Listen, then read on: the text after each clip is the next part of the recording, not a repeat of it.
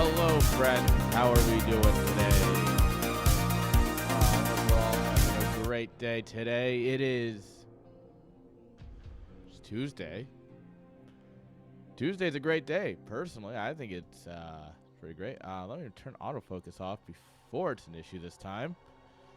I am big brain today. That's not what I wanted. That's what I wanted. How are we all doing, chat? How are we doing? Guys, who's ready to watch Need to Light absolutely stomp Big Click Energy tonight? I'm here for it. They got nothing on us.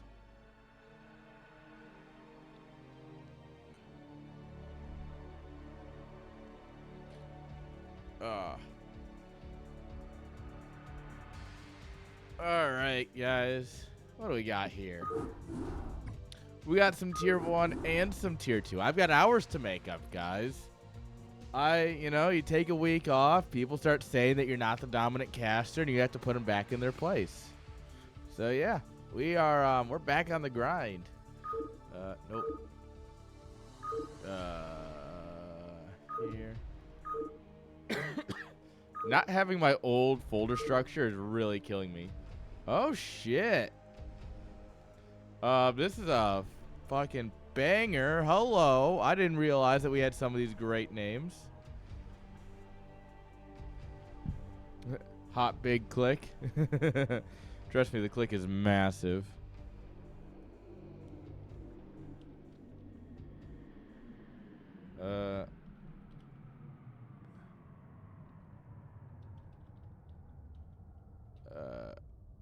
Sorry, guys. I'm just sending out a thing.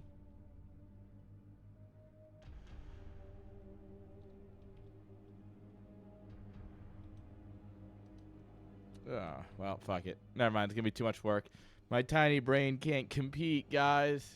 I need that. My poor tiny brain is too sober for this. You got a little click? Yeah, I'm sure you do. Oh, look at you. You're playing in here. I see your games. Oh, I can't wait to watch you lose. No, we got Anderson and Mr. Peanut Butter to start. Hacker J versus AK. Manadog and Zohan. Nightcat and Kanzaki. Bromado and Sloth. Like, what more could you ask for? What do you want from me? Like, we got the games. Well, yeah. I'm going to post this in the non Discord anyway.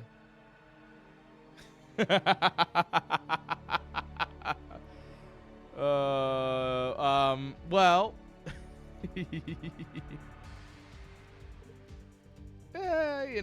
I've heard he seems like a cool dude, and everyone seems to be talking about him, right?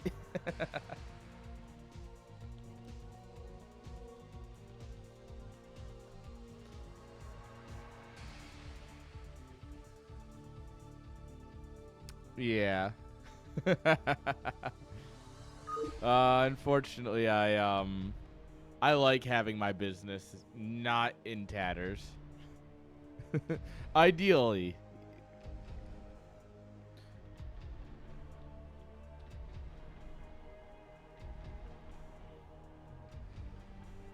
All right. There we are. There we are. Map of the week starts on retro. Okay. I do like me some retro. Oh, I should probably...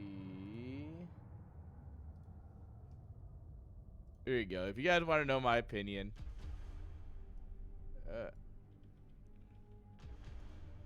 Here we go.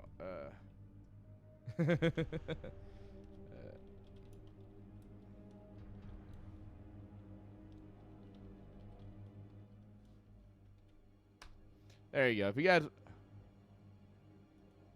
Fuck you, Stream Elements.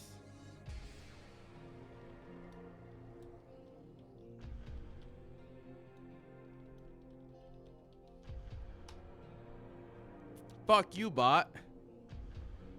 There you go. If you guys want my opinion, there it is. And then I have a response, like, I think it's number 9 or so. It's, that adds on to how I personally feel on top of the statement. But TLDR is, I feel really bad because I love Zero and BSL is fantastic, and it's unfortunate that this has had to happen. But you know what's not unfortunate? Watching StarCraft. Hey, there we are. Spawning here in the top left-hand side with the red drones. Give it up for the Matrix Man himself. It's Anderson. And his opponent in the bottom left-hand side, representing the Giga Chads, the absolute unit himself. Give it up for Mr. Peanut Butter.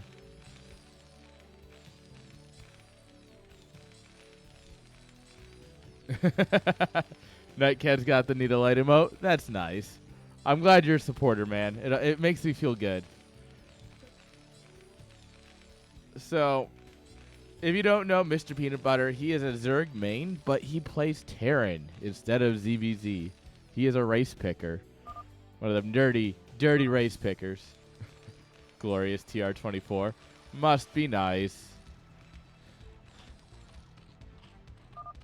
Anderson has played everything, and it looks like he is just, at this point, he's landed on Zerg. So, Canadian, man. He's from Canada, eh? Alright.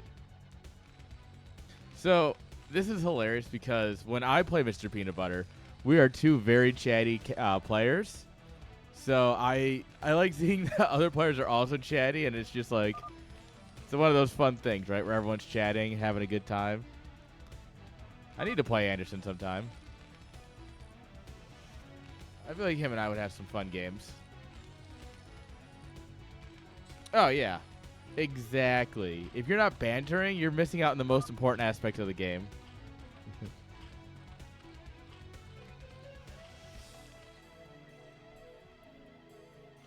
Alright, we're going to get an SCV in here. Yo, Maddie thinks he's the #1 PB fan. Hard sell. I'm here. Hello?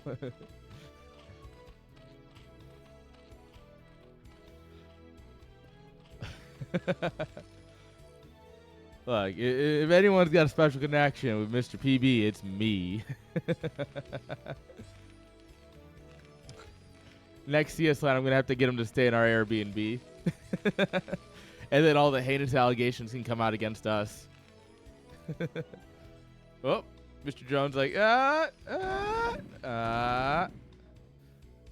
Come on, drop the hatchery. You know you want to. Give into your hate. Come on. Oh. The more reasonable option there is to take the extractor. So that way you can restore the health of your drone.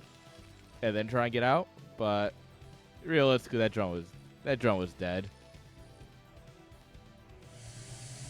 Alright, we got some links coming on down the map here. They're not going to do a whole lot. This wall looks good.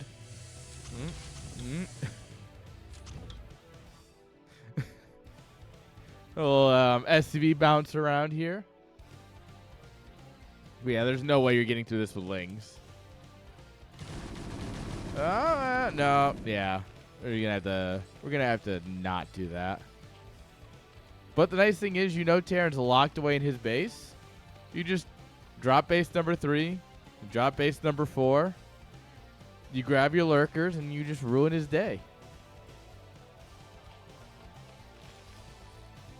So let's see what the plan is here for PV.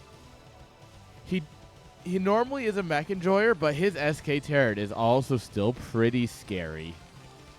So it looks like that's what we're going to do. We're going to do 2 racks into Academy. You might have forgotten about this barracks, though.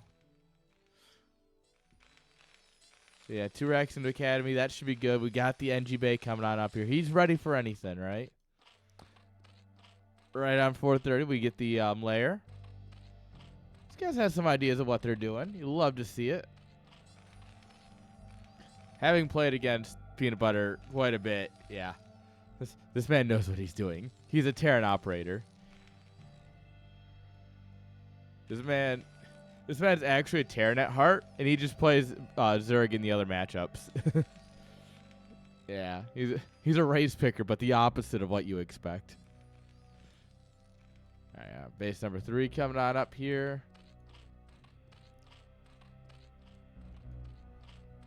Yeah, no, not much. Bishop Peanut Butter's going to just sit back behind his wall, not really do anything. Anderson, that gives him nothing to do except macro. Back to this, we got Stim. Hey, look, the barracks, it works, guys. I was worried. I was worried that it just might not work. I'm like, sorry, technical issues. My barracks machine. You go to McDonald's? Yeah, can I get a Marine? Sorry, barracks machine's broken. Understandable. Have a nice day.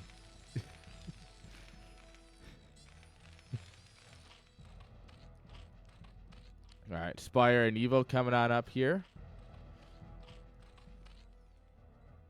I like the Evo at this timing. You know, it's oh, that's not quite it. There we go. Evo, you can get those upgrades a bit quicker. It's always nice. It really is. Especially if you do play lurkers. +1 lurkers. You can get it. Like, holy shit, friends. Like, fellow Zergs. If you ever plan to build a single lurker, get +1 range. Because when Terrans come in with +3 armor, you'll still 2-shot them. You'll just still rip Marines apart in 2 shots. It's so important. All right, beautiful scan. He goes, oh, all right. I know what I'm up against. So we'll probably see turrets go up here probably next 10, 20 seconds. Factory coming on up here. Interesting. Is he planning maybe to do a couple of tanks in a push, or is he just going to go straight into vessels, or maybe he's doing a Valk build, actually, the more I think about it. Sandwich condiment. The sandwich condiment. Rip our boy. He's been reduced to peanut butter. Rip. All right, factory's done. Question is, what do we do? What's the plan? I guess the plan right now is turrets and lots of them. He's not building any mutas.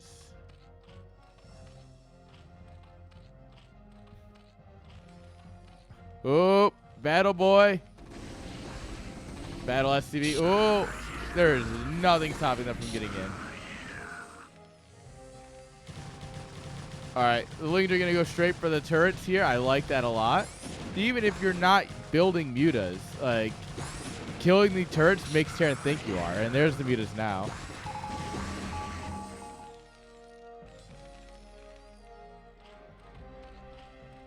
All right, 5 sunkens. That's a bit much. But we brought the battle boy.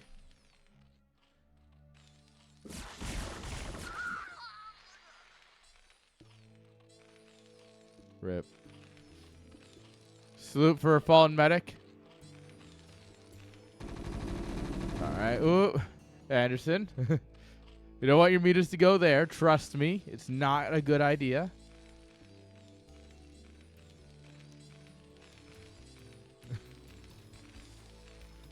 Yeah.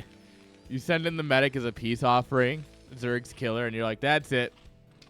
Can't have none of this. Let's get him, boys. All right.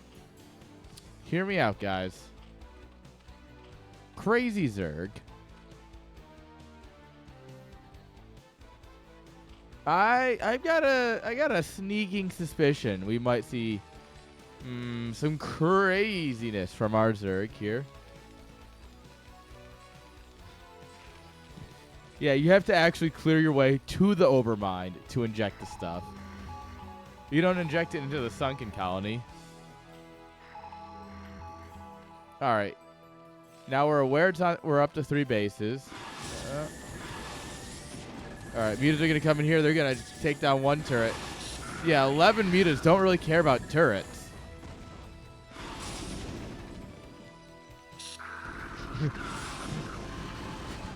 That's one way of describing what Sunkens do.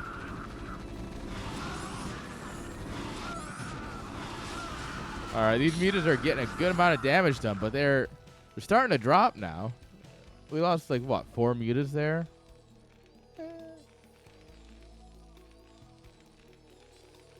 All right, tanky boys on the way over here.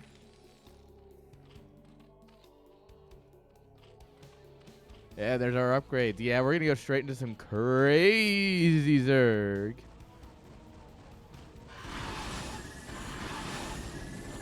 Yeah. +1 armor is just doing wonders here.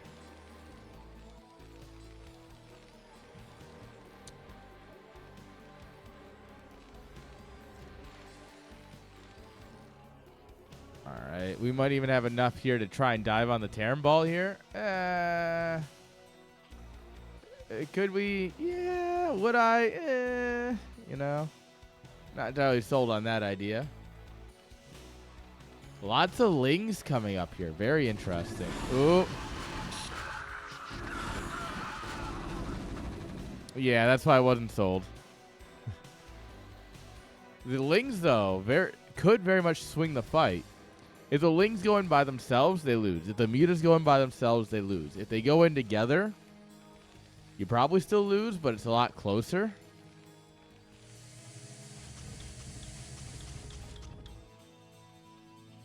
Oh, yeah, she loves all the boys. Don't worry. All right, SB is going to find the mutaflock.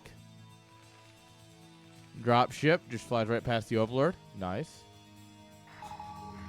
Oops. The Micro Overlord's getting a little too far out.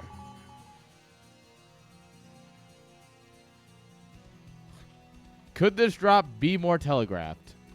That's a real question. Oh, we did go Hydroden, which is cool enough, but we haven't used it yet.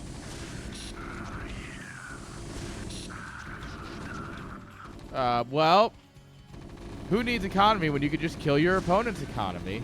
Bull. All right, Link's coming in from the back. All's going to get cleaned up.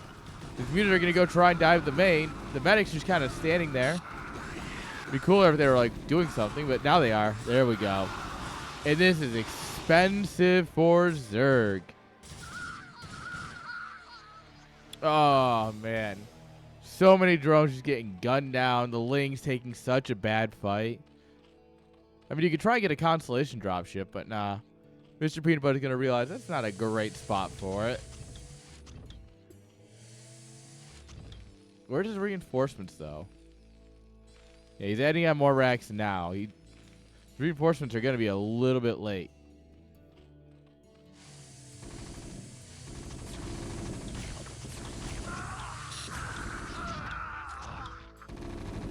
Yeah, you just hit hold position and you laugh.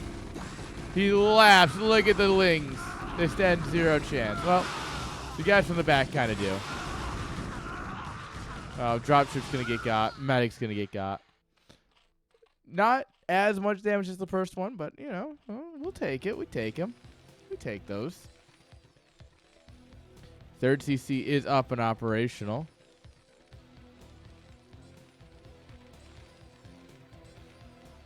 All right. We need to move this barracks back up here with the rest of our production and really get some macro psychos through. Then we'll be in a great spot. Lurker aspect on the way. So we are going to play regular Zerg just with a bit of delay.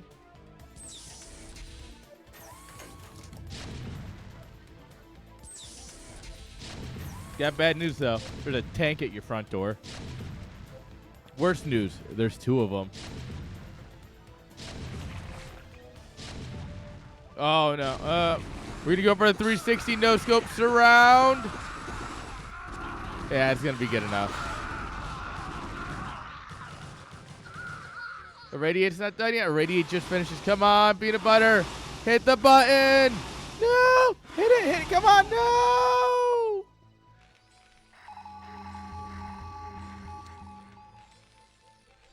You know what, Sir Escalade? I brought you into my tournament, and I can take you out. All right, right now things are looking really good for Anderson after all that cleanup. Cleaning up the drop and then cleaning up the main army. Peanut Butter is just... His macro's just a bit behind. He took a little while adding on the extra barracks. He's got his third base online, which is great, but like he doesn't really have a whole lot to deal with the fact that like there's a lot of Zerg coming his way.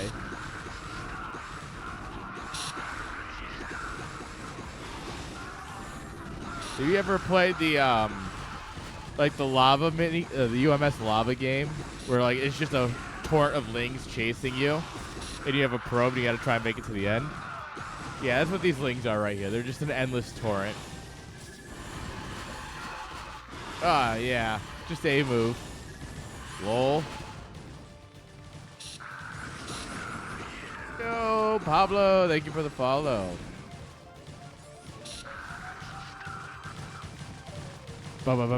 Get him, boys. Get him. All right. Well.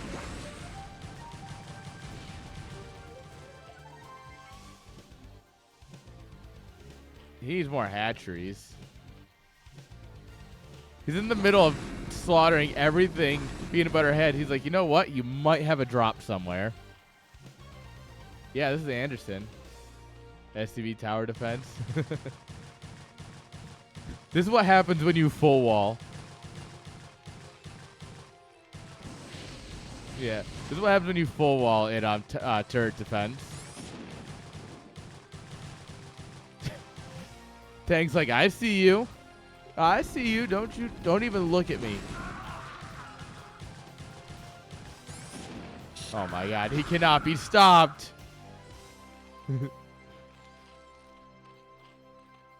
Somehow, on the back of this, Terran has more workers? What? Where? Huh?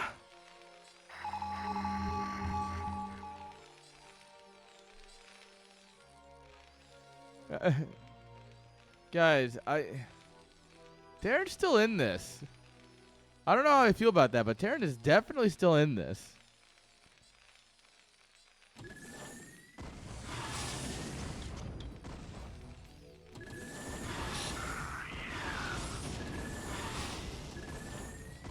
All right.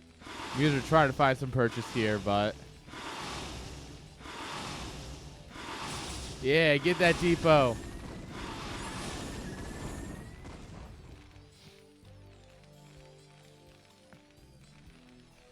All right, we got some sick irradiates. Come on. Oh my god. Oh. That was nice. That fixed a lot of issues right there. Those two irradiates were just money. The problem is he doesn't have any others. And there's still a lot of Zerg. And yeah, that's a dozen lurker eggs at your front door. We don't have any tanks at this base either. We do have a depot wall, and we have staggered bunkers and such. So it's not, you're not dead. But it's also not great. We need more of these guys. Hi, Dead Infested. How you doing, my friend? Get the fuck out of here, Overlord.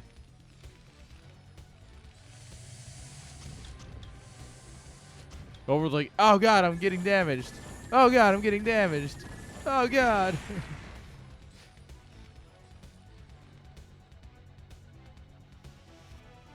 Alright. Anderson needs to like quadruple expand right now. Oh, we're out in the map. Alright, we see the lurkers. It's time to burrow. It's time to get the fuck out of there. Run. Is it any good, Dead?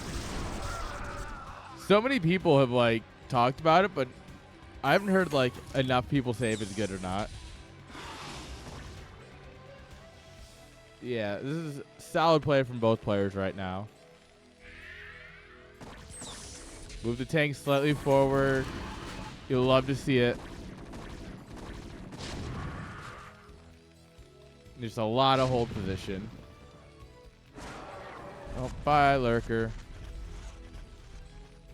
And with that, Mr. Peanut Butter is safe for a bit here. There's nothing coming in up here. You know, I would still love to see, like, you put a tank, you know, maybe here. And yeah, you're safe. You are absolutely goatedly safe. Oh shit. As long as everyone's having a good time, you know, that's the important part.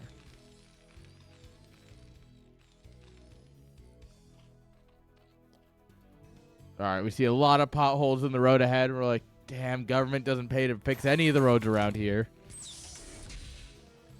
I do think it's time for Mr. Peanut Butter to try and take 6 o'clock.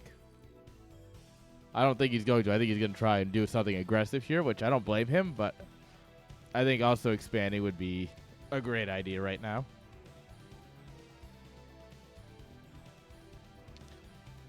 I don't think he's realized that he's kind of in a really good spot right now. Like, you might feel good. You might be a little bit scared of how many lurkers are on the field. Yo, Stuffed Pink Owl. Thank you for the follow.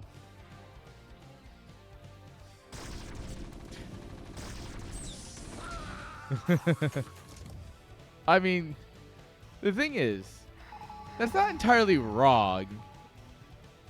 Nightcat, that's not entirely wrong. It's, I mean, it sounds slightly more sexual than it really should for some reason, but, like, it's not wrong. Need a light. Fired up.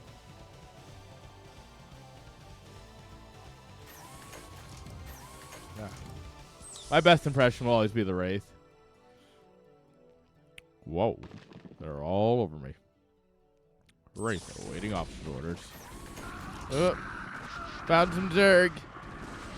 Found some Zerg, sir.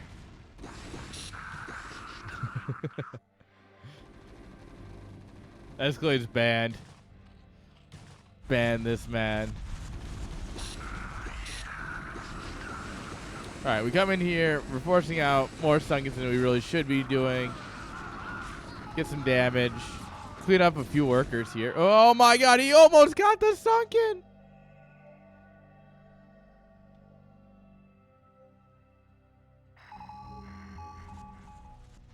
Nice. Practice is great. I need to do more of that. So, yeah. No, I have some standards on my channel.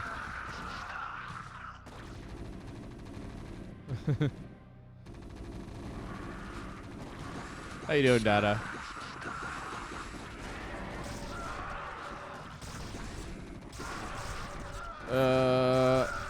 Lurkers are taking a great fight. Oh, all the Scourge slam into one vessel. Terrible for Zerg.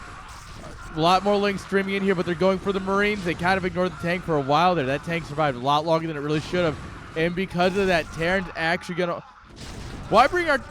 We have detection here. Why did we scan? Oh, Terran moment, guys.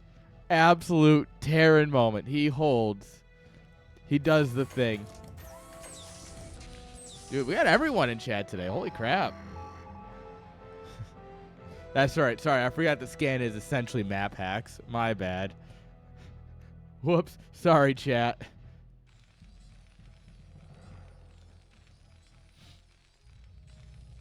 Tired? Ah. It's Tuesday. You can't be that tired yet.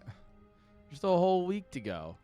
I got so much stuff to not get done this week.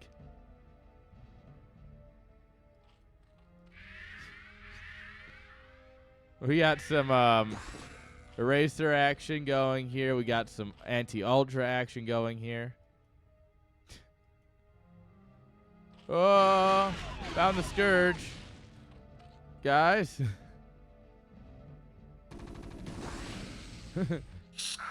That's a lot more space cows. Don't be brave. Don't be brave. Oh god, don't do it. What a way to go. What a way to go.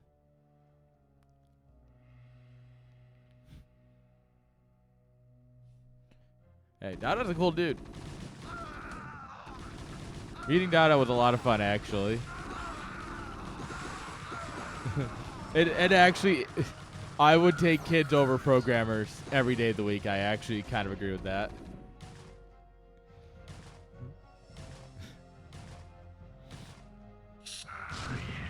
All right, but what's better, a Goliath or a programmer? All right, this fourth base is going to get eaten alive here, but you can just flip it. Space Cows go burr. D-Matrix, good unit. He's not lifting it. My friend, your buildings fly. There's one Scourge here. That's it. Your buildings literally cannot die.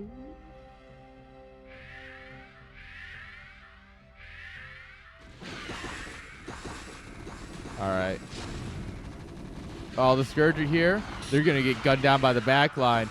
Oh, everything's kind of derping on the front line tank. We got a bunch of medics up front, too, that are helping break this pathing up. But here come more Space Cows, and oh, God, they're bringing the plague. And Peanut Butter taps out. GG. Oh, man. What a start. Let's go. No GG counter 1. Yeah, that count's going to get real high, I think. That was the first game. Don't worry. Yeah, rip Mr. Peanut Butter. I mean, yeah, it's usually safe to assume allied chat. But also, it's kind of hilarious to say, like, yeah, no GG.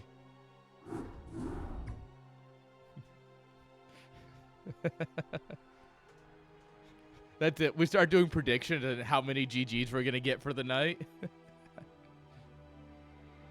Well, shit. What a great start. Cheers.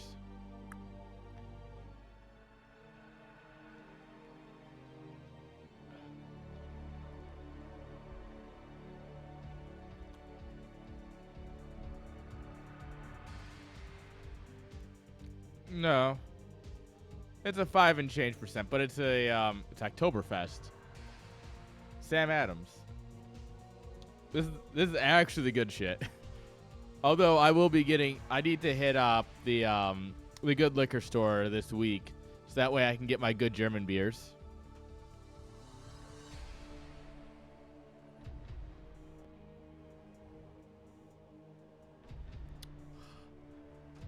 I'm so pissed I didn't get to go to the Christmas markets. I wanted to go. We had a car of people, and I'm like, all right, guys, group poll. Should we hit the Christmas markets? And we had like 3 people say yes, and then immediately everyone said no. And I'm like, fuck, I really wanted to go. Yeah, I am big sad. Oh, no, I trust you. I got my Glühwein. Diggity! Welcome, Raiders. We're just talking about some Glühwein at Christmas markets in Germany because I'm, enjoying a nice Oktoberfest. How was the stream, friends? I hope you're all having a great day. No, it's Glühwein is how I was told to pronounce it. Glühwein. That's how I was told to pronounce it. I mean, I was probably getting trolled hard by my German friends, but, like... Am I casting any tier 3s? Of course I'm casting tier 3s this season. So... Oh, come on, Diggity. Motivation comes and motivation goes, but... One of the hardest things to do in life, but one of the most important things, is to be able to look past motivation. At some point, like, there are nights where I definitely don't want to hit go live, right? All right, God, we're going to have a serious moment here. So there's nights where I don't want to hit go live, right? And it's like, I really don't want to. But I do anyway. Like, there's times where I don't want to make YouTube. And I'm like, yeah, whatever. But I do it anyway. Minus this week because everything got corrupted and I'm still a little bit pissed. But motivation ends at some point. And, like, you just got to push through it, And it sucks. But... we all got to do it. Trust me, I get it. I get it so much. But, you know, at the end of the day, my my drive might be a little hit or miss, but my passion's always there. And, well, at the end of the day, I'm also committed to it, right? People come to expect regular things, right? When I cast every Tuesday, Thursday, I get messages like, "Hey, are you casting today?" and stuff. And it's like people like, you know, maybe they want to co-cast or something. You get messages. It's like, yeah, people just get so used to your schedule that like when you don't do it, people have expectations. That keeps me going, I guess. Hi, Anna. How you doing? I guess for you it's cheers because you're fucking Canadian and high as a kite.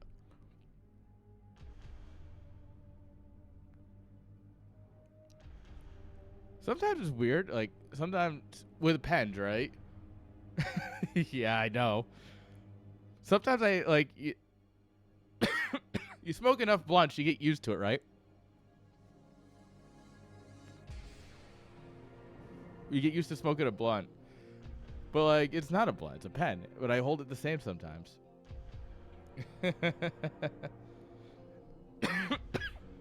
Yeah, you just missed the emotional message, but to be fair, that was followed by a great game one. All right, guys, we're gonna send it into game number 2, guys. Best of 3. Anderson and Mr. Peanut Butter. Holy hell, it's been a series already. We caught about half of it. Well, sometimes I'll be the first to admit I wear my emotions on my sleeve, through and through. Like if I feel something, I'll tell you. And I've been getting better at like phrasing it well. They used to just tell you straight, and that's it's not what a lot of people want. But yeah, if I'm no, I'm fine. I am the same. You get this. So something a lot of people say is like, oh, you have like your online and your offline persona, and I've listened to a lot of content creators over the years, and you'll get the people that, by the way, we're getting a 5 pool here. This is incredible content. And that's something I've never gotten. Like, I don't know how to be not me, right? I've just kind of learned to try and find a way to be interesting because of streaming. And that's just it's me. It's through and through. Offline me, online me, event me, laid up on the couch me. It's just, I am the same through and through. I just don't get how people have like different personalities.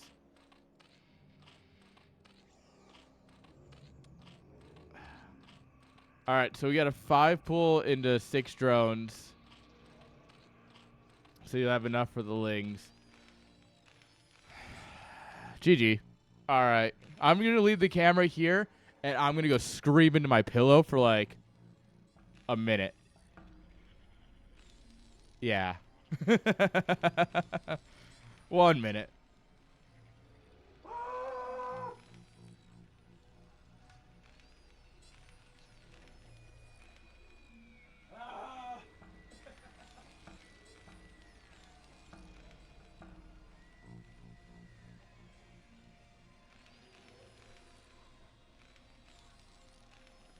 All right. Let's go. First scout? What the fuck, man?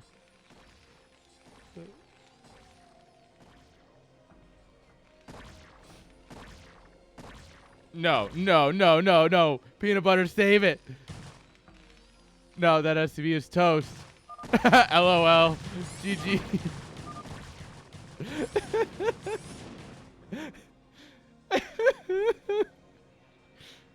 Oh.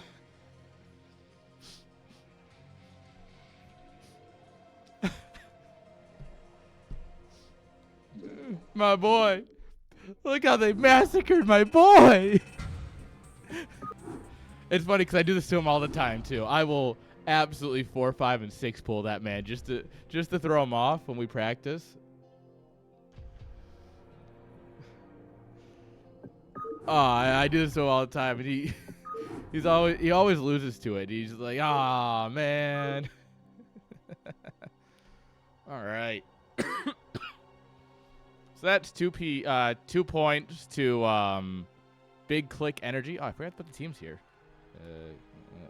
Big Click Energy. And unfortunately, Need a Light needs a hero. I need a hero. Let me get the scoreboard set up. All right. There we are. Is it bad that I never remember who's on my team? I always have to double check. I'm so terrible. All right, guys. Oh, I lied. Ads are about to play. The seeing click. Is it really? Wait. Hang on. I need to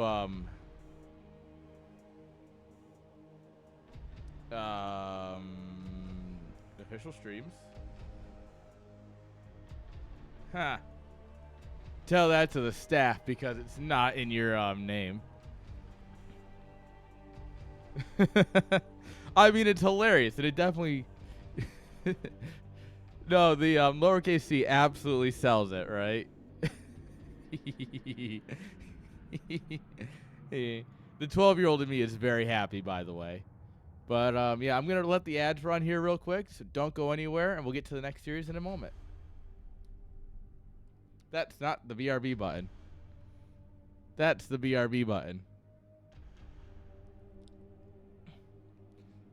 Well, if you do the lowercase c, the CL looks like a D, and I get the joke, but it's definitely not what it is.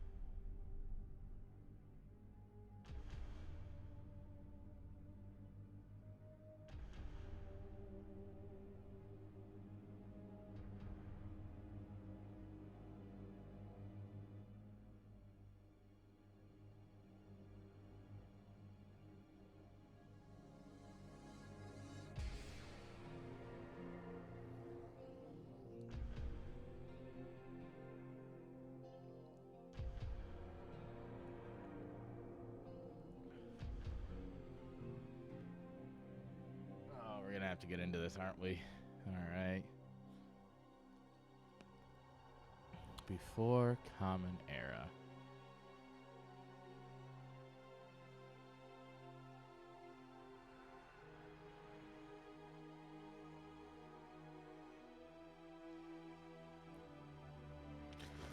before Common Era.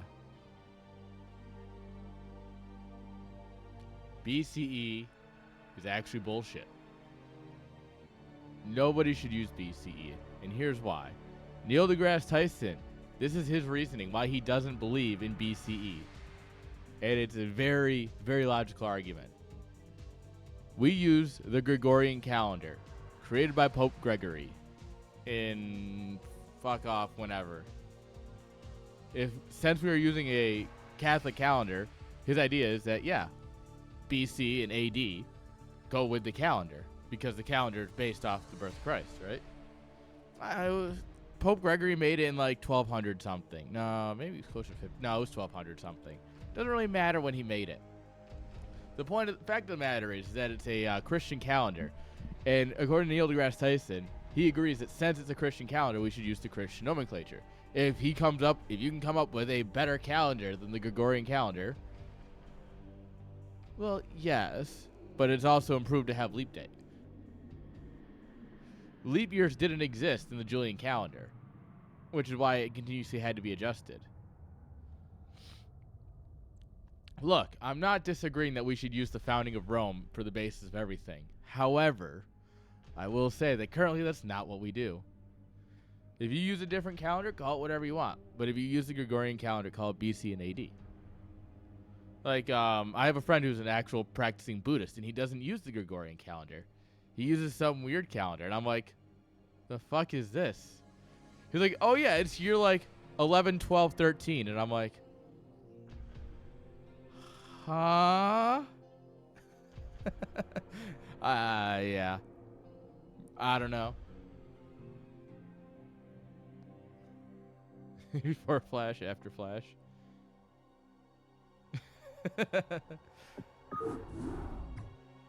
No, Escalade just can't handle the smoke.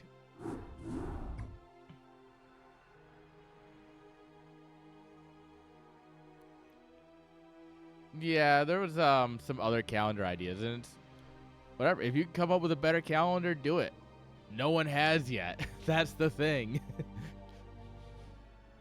Where's the better calendar, guys? When you get it to me, we'll talk about it.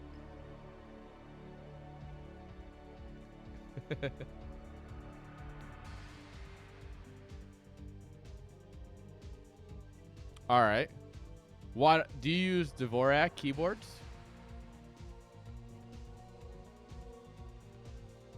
Yes. Hey G5, how you doing? Thank you. Guys, also, by the way, if you want to know what he's talking about, exclamation mark statement. That is the statement. I would highly recommend if you do read like our if you read our statement. I was just reading down a bit. Arab asked a question like why did we have to do this? He's like, you know what, fuck it, we're pulling it up. Fuck it, we're doing it live. I think my response here is also kind of important. So, all right, screening McGrab face. So, this is our statement. We're deeply saddened by the recent events surrounding BSL and Rapid. Allowing someone to cast on stream who has been publicly banned without any sort of statement is damaging for the community as a whole, and also affects other tournament organizers who abide by their own rules. Until a satisfactory statement is made from BSL, and I fought hard to make sure that I specifically said this line needs to be in there. We will be pausing all partnerships with the organization. The decision is not made lightly, but through our love for the community and our commitment to integrity within our own events. So that's, and then we got Ball, me, Queen, Return, Dada, Y2, Camo, Escalade, Nice Pants, Cookie, Turtle, Quids, Manadog, Green. We got everyone, right? And then, where is it? Piano had a fun thing in there. Oh, let me just scroll past it. Here it is. I'm not really sure this is necessary. Our community is so small. Like, I don't think this was necessary, is what he says. And this is what I said. Honestly, it is really sad that it's come to this. Yeah, I just saw this. I obviously haven't looked in the last hour because I've been streaming. I don't know. And I said, yeah, it really is sad it's come to this, but it really is important because as a small community, it's our job to police ourselves. We have to. If we let bad things happen to our community is going to fall apart. So I do think, like, yeah, I said this is, unfortunately, it is very important. And I said I really hope that Zero says something, and he says it reasonable and quickly, and we can go back to being good friends. And then, yeah, he posts this. I'm not logged in on this browser, so I'd have to go elsewhere to comment on it. But, yeah. Is it not enough? It's... Yeah, if you... So, yeah, that's what's up. If you guys have questions about it, feel free to ask. I don't mind talking about it. I'm a bit sad about it, though.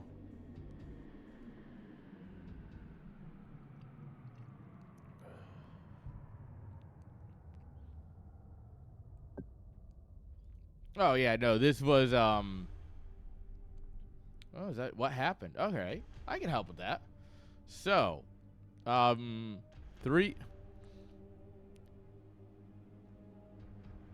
Yeah, that is the most TLDR of it, is that they said this guy was banned 3 years ago, and this weekend he shows up and is allowed to cast day one.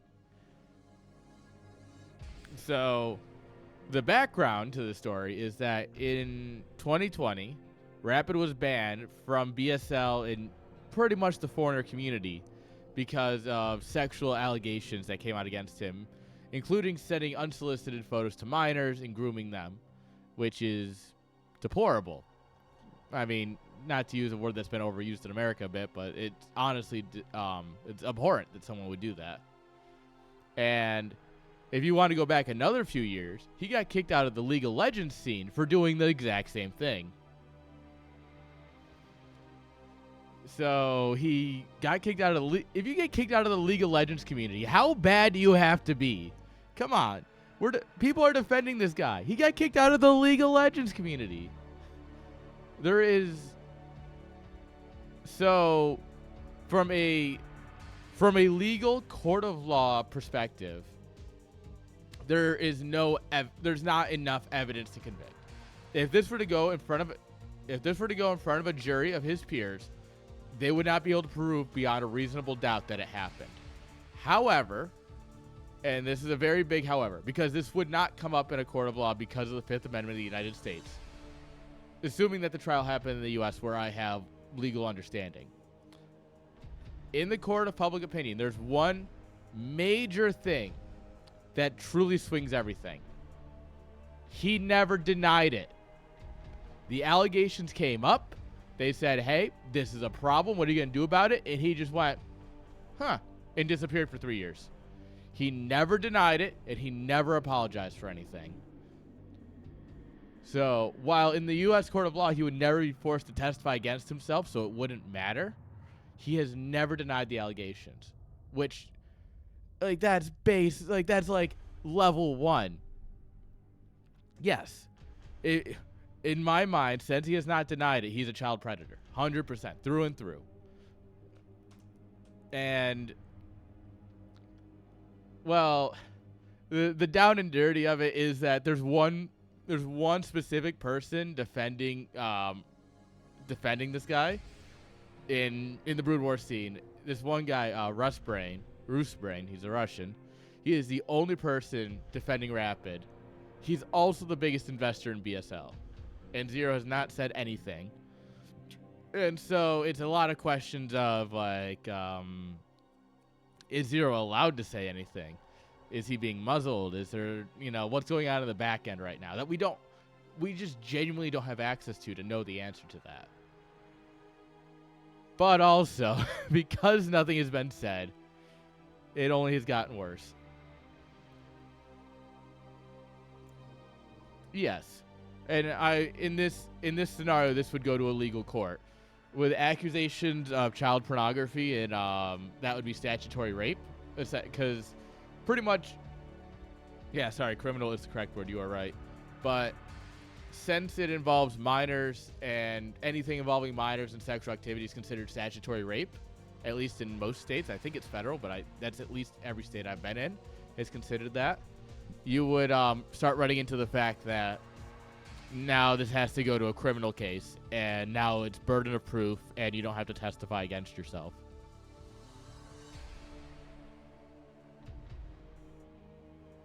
Yeah.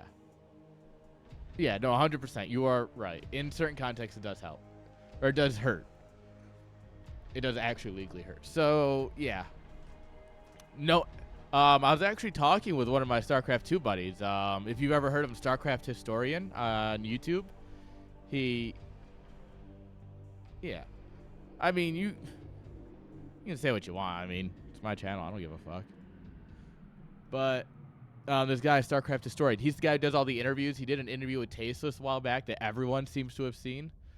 So, if you've ever seen his stuff, he apparently met Rapid in 2019 in Korea. And I was like, oh, really? Because a lot of people said Rapid's at least interesting in person. And he went, no, dude's a fucking creep. He just like gave me the heebie-jeebies. And I was like, you're actually a good judge of character, so I'll take that for a lot. Zauji, thank you for the follow. What a great conversation to cause a follow, but like... Yep, yeah, no, yeah. I mean, I can't stop you, but if you don't think it's worth sharing, then I respect that. I hate to see it happen, right? Like, on one hand, I sympathize. You know what? I'm going to start this game. We're going to have a little bit of StarCraft going while I talk this over. Because we're not savages here. We need to at least have something going. We've all got that ADHD brain.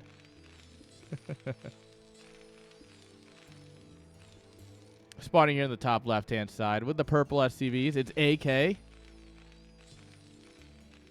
And in the top right, it's Hacker J, a.k.a. James Bond, with the teal SCVs. So, the thing is, Roostbrain already said a lot of stuff on TL. None of it was coherent. If you find the original thread, and I'm sure someone can link it to you, it's like post 13 or something. He says some incoherent babbling that made no sense in like the 3 times I've read it. Yeah, it's... So, yeah, his statement's not great.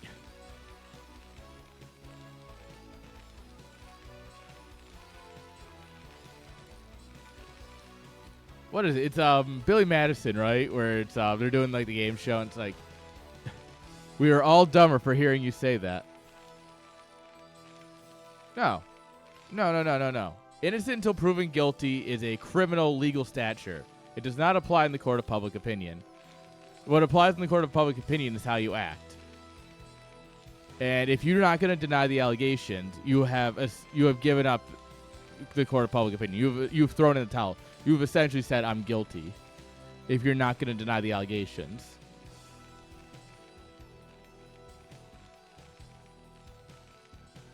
I agree that innocent until proven guilty is very important from a legal perspective. But in the court of public opinion, and I've been victim to this.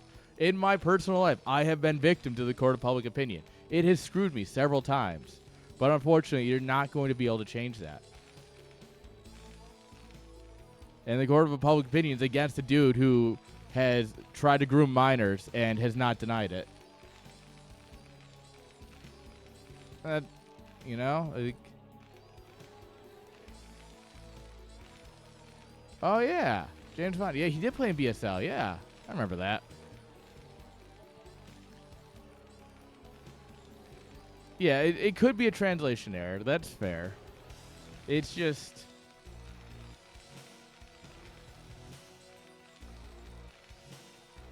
even most translated stuff at least has some amount of coherency to it.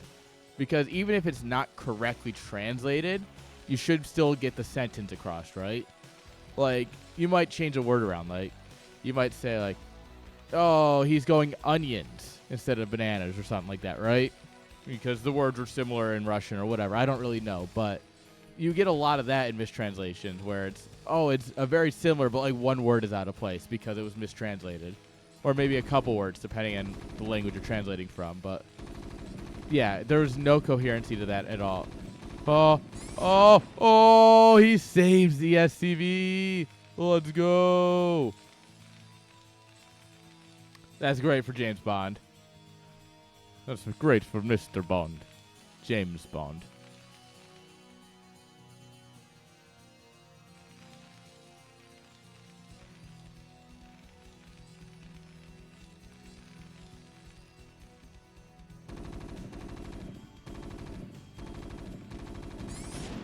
Beautiful denial here from AK.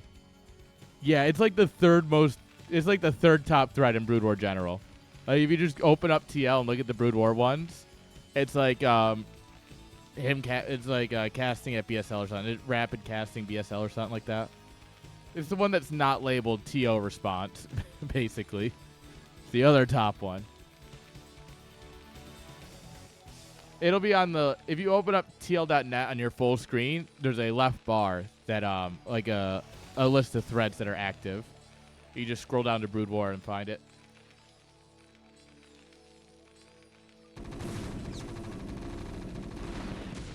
Well, you expect him to die, then something like that happens. Mr. Bond does not die so easily.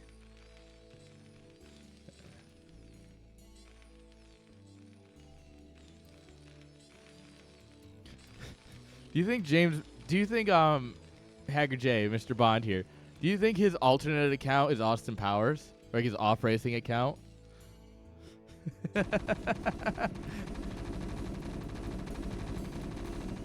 And then he's got another alt account that's Pink Panther. And you have another one that's what's the name? The guy from Naked Gun. Oh my god, I can't think of the officer's name.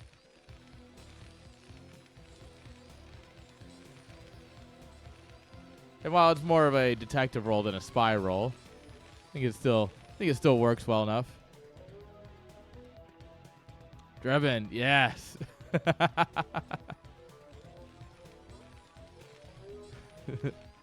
All right, we got 2 tanks, 2 Marines coming across here. We got a bunker, but we don't have any Marines anymore. This is awkward.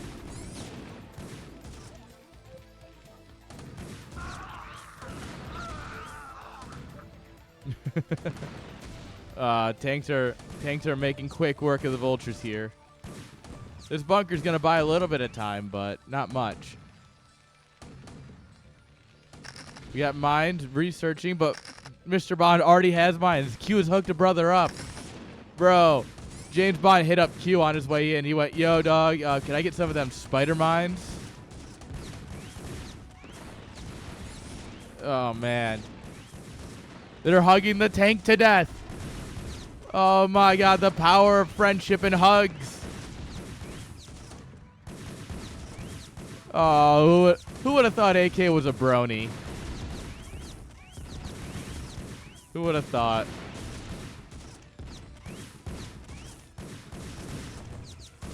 All right. Funny enough, 3 vultures do in fact beat 1. Quick math.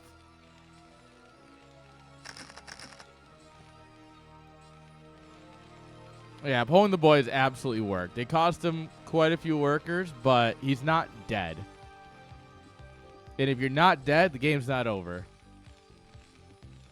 Make sure you subscribe for more interesting statements like that. I mean, analysis doesn't get any better than that. So long as you're not dead, the game's not over. How you doing, Bulmy? Oh, landed CC. You love to see it. Get wrecked, nerd.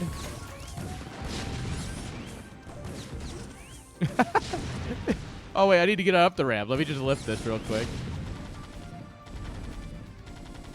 All right. We're laying down 1 mine at a time. That's not terribly efficient, but... Well, sadly, I don't think that was the play, but...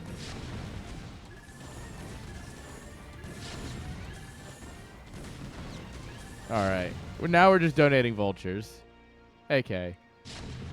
Buddy. Buddy.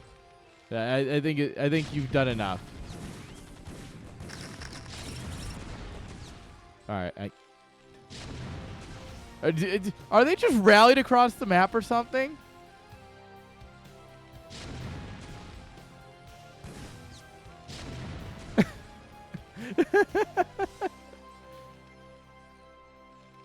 Vultures are free. Don't let anybody tell you otherwise. If anyone tells you otherwise, they play Terran. And they're just lying to you. Anyone who tells you vultures cost something is trying to sell you something. Yeah, no, that's true. The mines cost 75 minerals. The vulture is free. Yeah, Mr. Bond, that's not okay. Oh, my God. I've lost all ability to observe this game, and I apologize.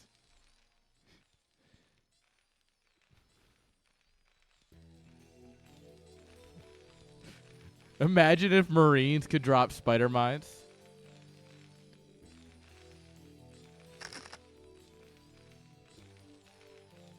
No. If we're going to make mines, they have to fire. They have to be able to fire infinite amount of times, and they have to build from the factory. But if you have the right add-on, you can build 2 at a time. So, yeah, if you have the right add-on, you can build 2 spider mines at a time, except they do more damage, and they can fire infinite amount of times. Also, they're invisible. Yeah, worse. That's the joke.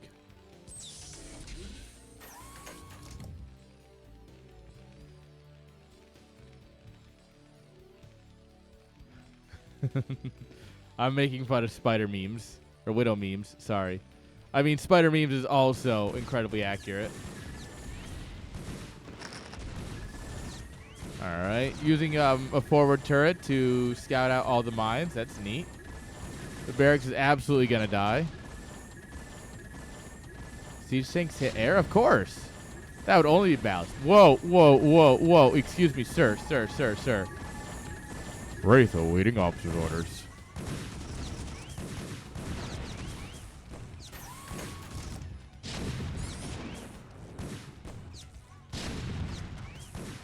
Whoa. They're all over me. Pew.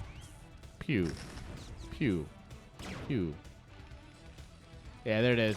Pew.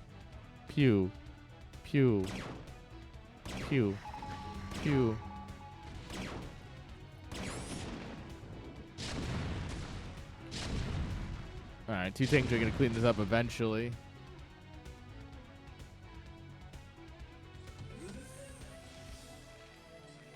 This game's going to take another hour. I mean, probably. Settle in. Sorry, I should have... I definitely should have warned you that this was a TVT. You should have gotten a drink before we started. That's on me. Sorry, team. I let the chat down. That's 100% on me. We have a Goliath right here! AK, what are you doing?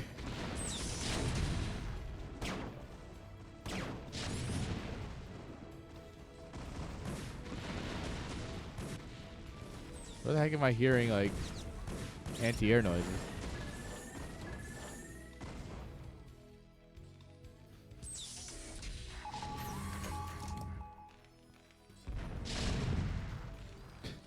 Come on, boys. You're on mine clearing duty. What could go wrong? Other than friendly fire.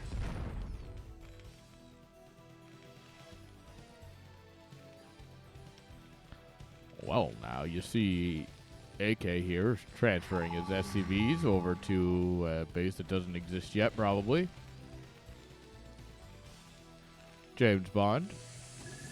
Loading up the drop ship so he can drive his race nearby. That actually is not great for my throat.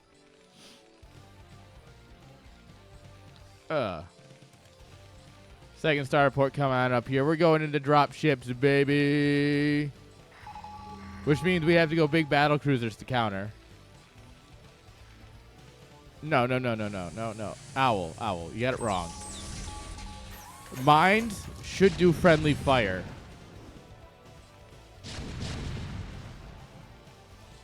changed my mind.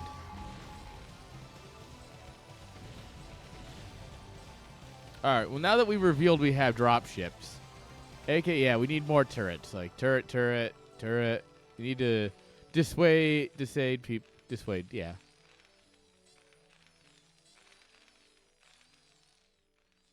They don't do enough friendly fire. They should target any unit that goes by, friend or foe.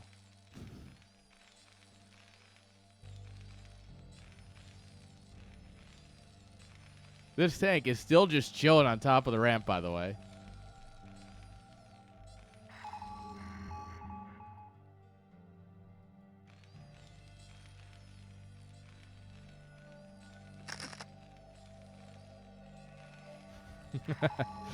No, I haven't.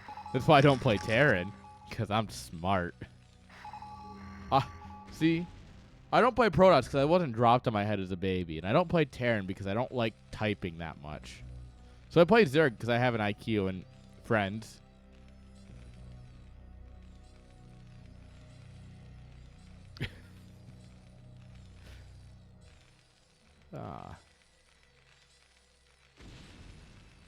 Alright, we're just... we have a bit of a contain here going. James Bond's going to start pulling ahead here, though, real quick. He's on 3 bases.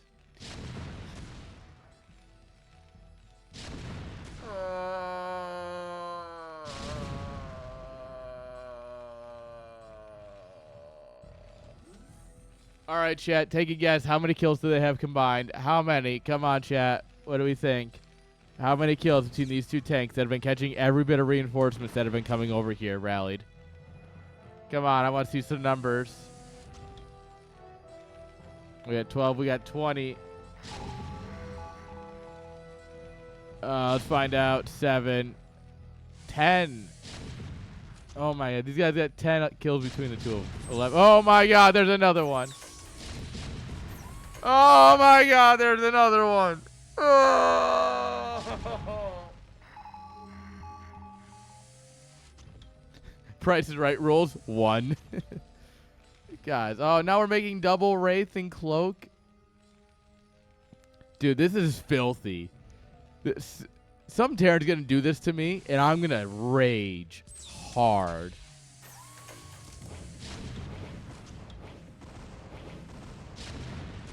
Because AK definitely just has like rallies over here, and they're just dying. No chance of taking this base. Wraith's coming on up now. Pew pew. Pew pew. Pew pew. Rip NG Bay. More tanks down here. We've got a, a mostly solid contain here. Semi-solid contain. Battle cruiser operational. Yeah, there's not enough here to actually hold the contain here. By the way, this is where the game ends. Who called in the fleet? Oh! No, that's not friendly fire. That's just the overwhelming Terran forces coming in and killing. Nothing to do with friendly fire. Friendly fire. Mines don't do friendly fire, guys. Terran propaganda. Mines just die a bunch, and Terrans don't know how to handle that. GG. GG. See? Not a 1 hour TVT. Easy. I would love it if my team won a fucking game.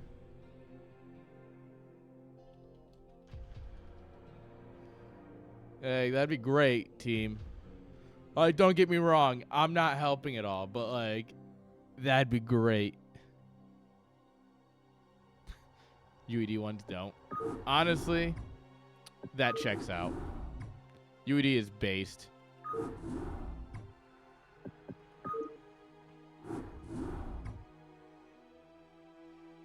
Do I have any beer left? Yeah, a little bit. Down the hatch with the last of the beer until I get another one.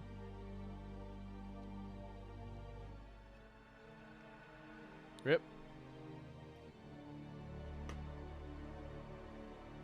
Rip beer.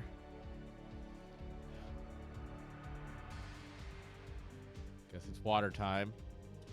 It's not even alcoholic.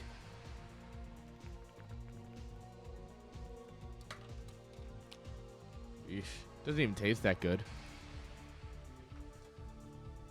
Could be beer.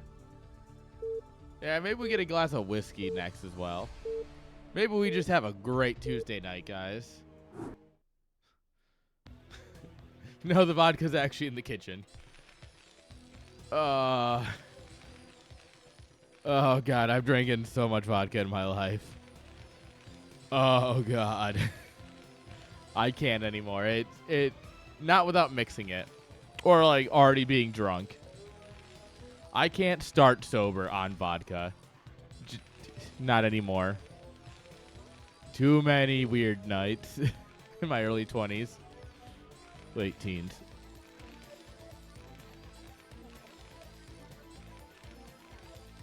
Yes, I do. I was in Bulgaria for my buddy's birthday party. And oh boy, I grabbed a glass thinking it was a glass of water. It was not. It was Sky vodka. I genuinely got done dirty at that party. It was a good time, though. Oh, my God. It was so much fun. Eastern Europeans hit different, and I love it.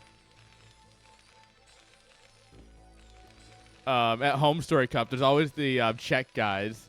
There's a bunch of Czechs who have a hotel room that's already tiny, and they just invite everyone in. So you have like 15, 20 people in a hotel room made for like 3. And it's, oh my God, it's always the greatest time.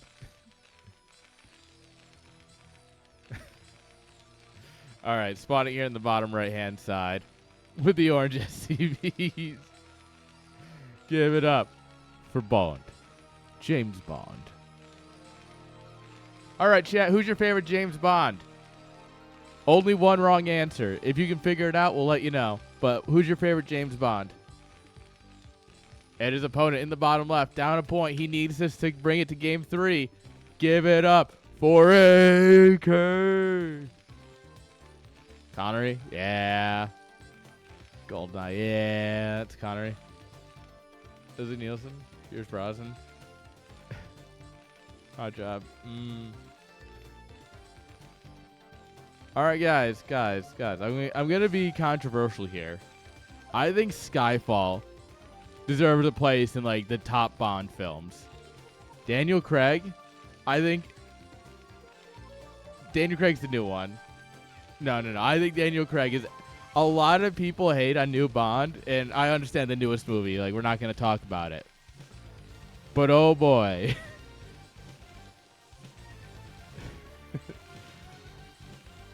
The wrong answer is whatever Escalade was going to say, to be totally honest. I don't think there's a single bad Bond. I think all of them bring something. It's like the Doctor in Doctor Who. I genuinely think that every Bond brings something unique and interesting to the role. Even if they're written poorly. Looking at you, Doctor Who.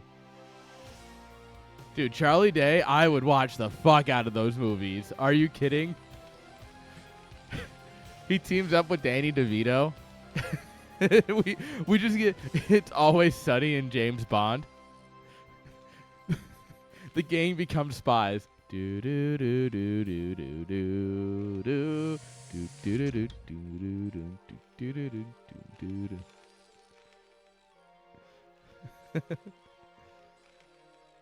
Ooh, Marines catch the SCV.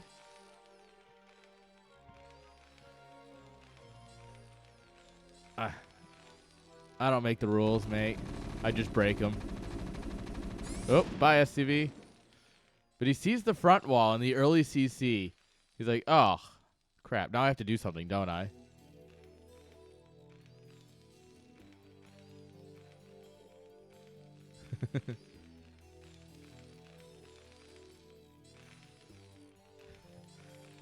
Fair. Imagine being short is your perk. Oh, 2-fact. All right. James Bond says, fuck. Oh, well, funny story. You can't 2-fact me. I'm two-facting you. No, no, no, no. Fried man, that was the last one. I actually didn't watch the last one, so I don't know.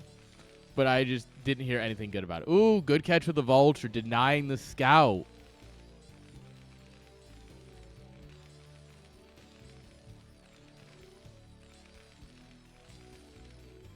Yeah, after this game, I'm definitely going to need alcohol, no matter who wins. Holy shit.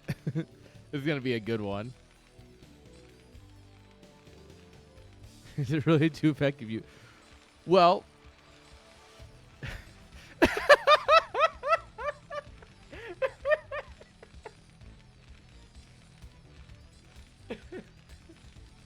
I'm sorry, man. Like, that caught me totally. That just totally caught me. But, I mean, this is, in fact, two factories. So is it wrong to call it a two-fact? Science.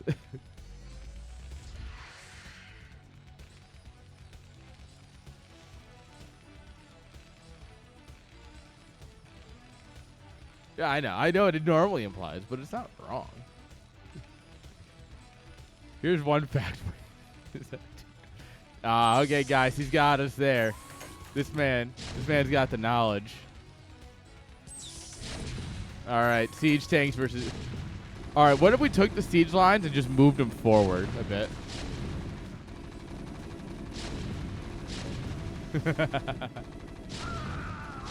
Trading a marine for the bunker? Go.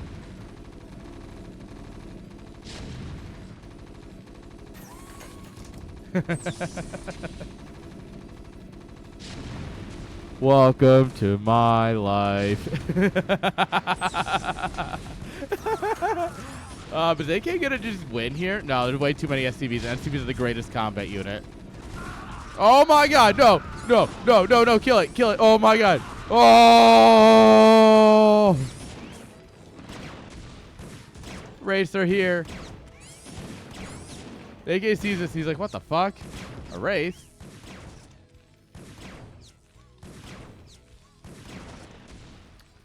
Notice how this takes 28 shots, give or take, to kill a vulture. All right, we're gonna build a single Goliath. That is the exact amount you need to counter 8 Wraiths. So, all right, but imagine you're in a tank.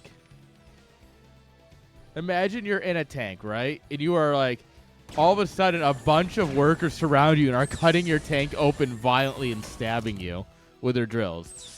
That's one hell of a way to go.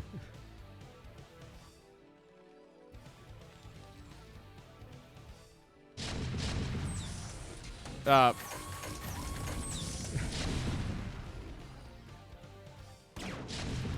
well, that's actually sad. Losing the glass is actually super sad. That's fine. We built another. And the Wraith problem's gone.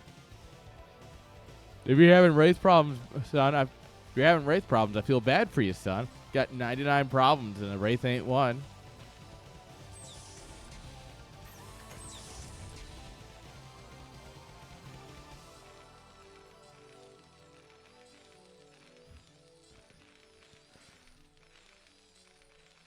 Chad's a special kind of unhinged today, and I love it. Tank line, good unit. AK, don't. Yeah, I was going to say, don't push into this.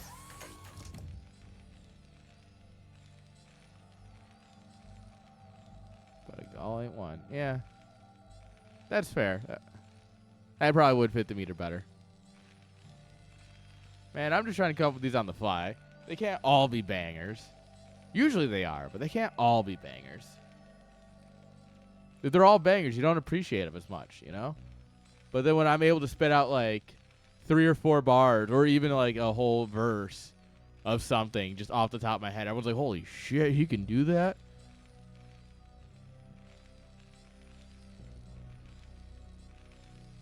Huh. Huh. Huh.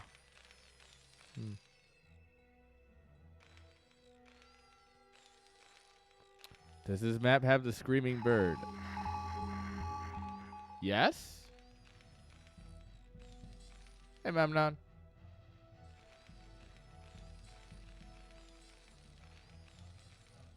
Dude, I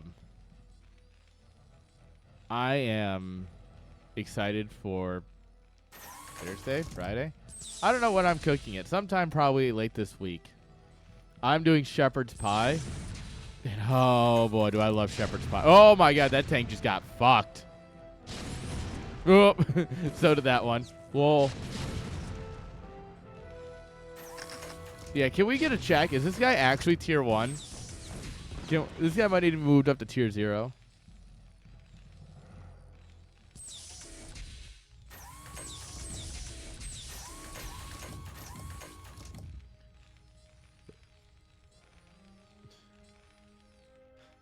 Yeah. I'm calling the admins. I'm calling staff.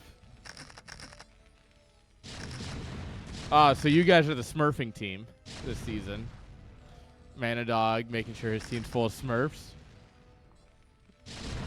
That checks out. This is the perfect spot. He's managed to find the point equidistant between the tanks. What?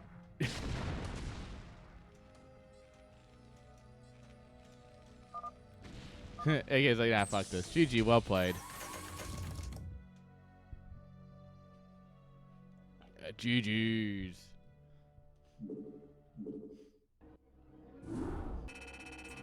Alright, I need to drown my sorrows, guys. I'm not going to run ads, but I'm going to go grab a beer. Give me a minute. I would suggest you also grab an alcoholic beverage or two. And cry. No ads. 1 minute.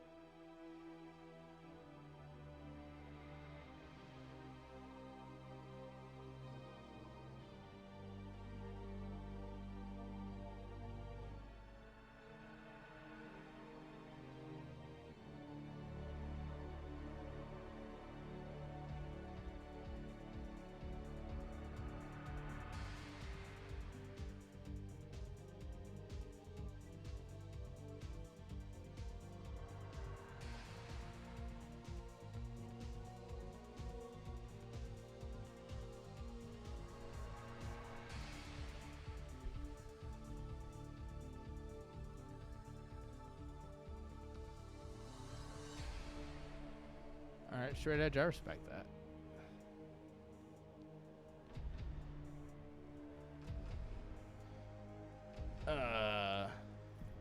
Nope, I haven't gotten to yours yet.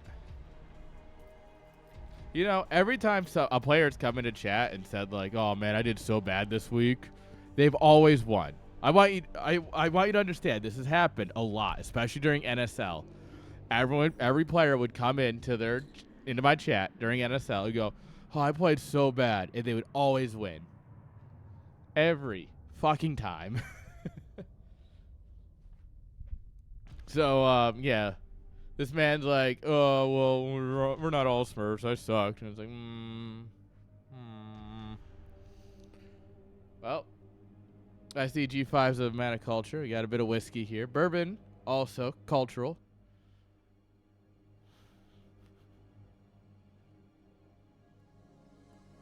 That's true. It is rare that a loser shows up. Well, not always. It depends on the loser. A lot of times, though, that's true.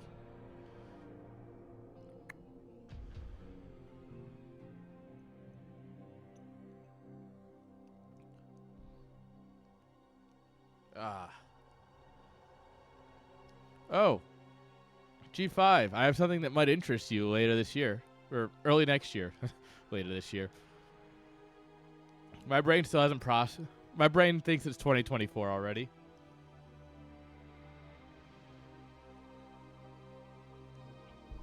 But there will be at least one major NA LAN tournament that will have compensated travel for the top 8 and a roughly $1,500 prize pool. There might, in fact, be 2 of them.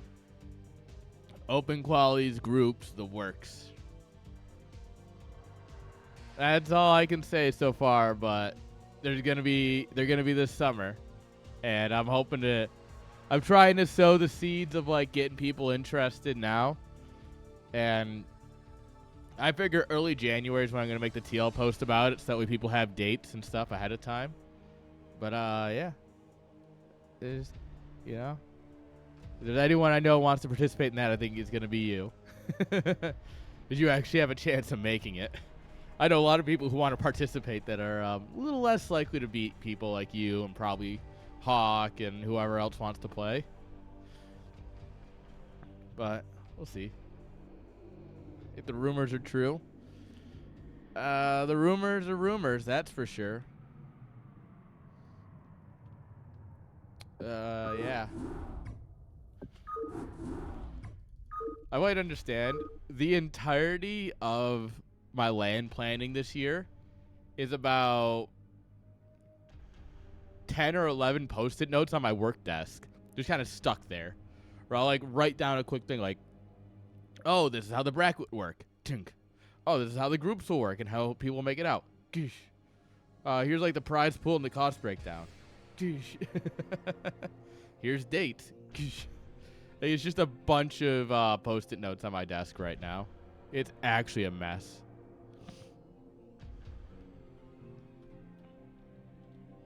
If anyone saw that I worked like that, they'd probably question why I'm allowed to do anything.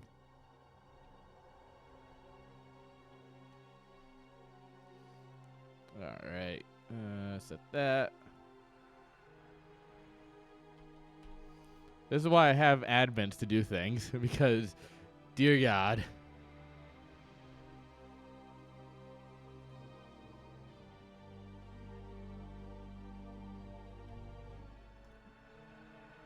Oh, why does this have to be quick? I was like, wait, what week is this? Alright, guys. Well, if I've shown you the most boring mirror matchup, perhaps now it's time to show you the most interesting mirror matchup. I think that's a fair I think that's a fair trade deal. I think most people would agree to that one. PvP? Close. Spawning here in the top left-hand side with the black drones, playing under launch.premium. Give it up for Manadog. It's the most action-packed. I think it's the most interesting. I'm definitely biased as a Zerg player, but I think it has the most. I think it has the most chance. Like, it's got the most sparks in it, right? No, in mirrors, Mana. We're not talking out other matchups, but in the bottom right hand side we got Zohan. Mana, what MMR are you? Like what, 1600 ish? No, you're higher than that, right? Oh, lower on Zerg.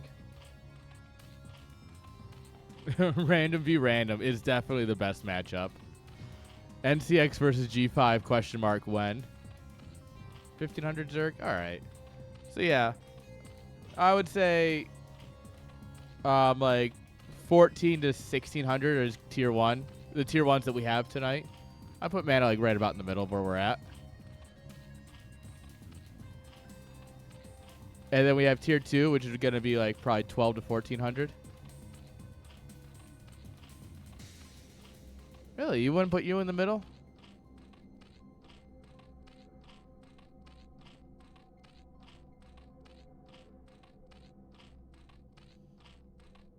Interesting. Well, we'll see.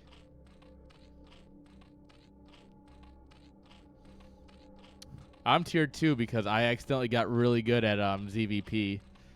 And my ZVZ and my ZVT don't exist. And I accidentally got tier 2, and I don't know what to do. And honestly, at this point, I'm too scared to ask. Alright, they're both going up to 12 work. Hello. This is illegal. Cross spawn, gonna take your natural. Oh, yeah. My ZVP is nasty.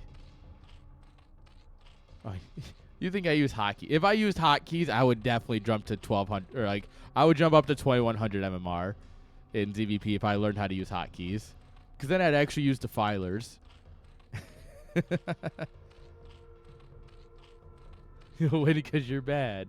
Thanks, No Name. I appreciate that. Truly kind words to help me out.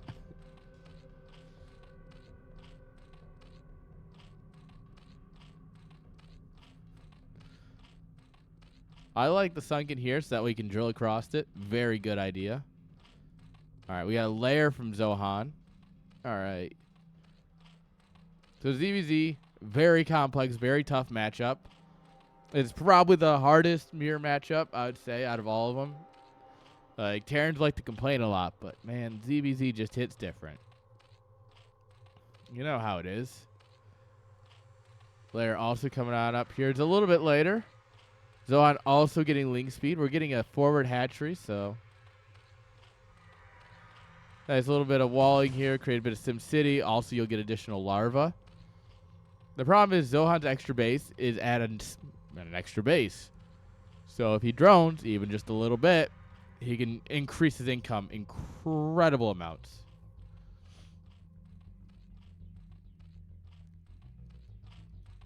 Yeah, this is why I just don't play mutas. Guys, Hydras, Hydras, Hydras. Based Hydra play, man.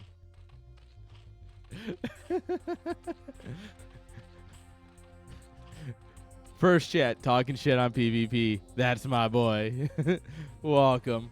Moderately chill. I appreciate the first message.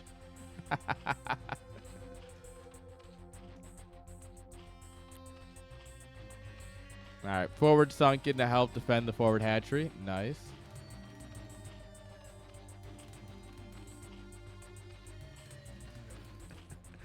Oh no.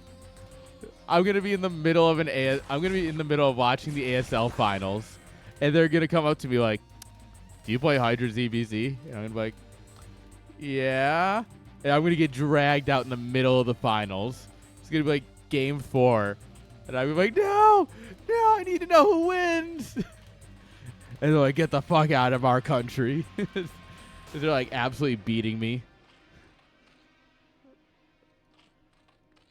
That I actually can see that happening. Oh yeah, I know. And you know what? Those players were promptly asked to leave the country.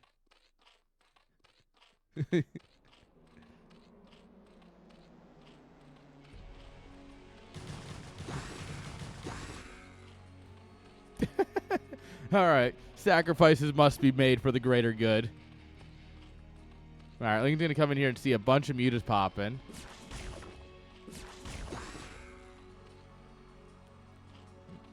It's like it's like cooking medium rare. If someone asks you for something other than medium rare, what do?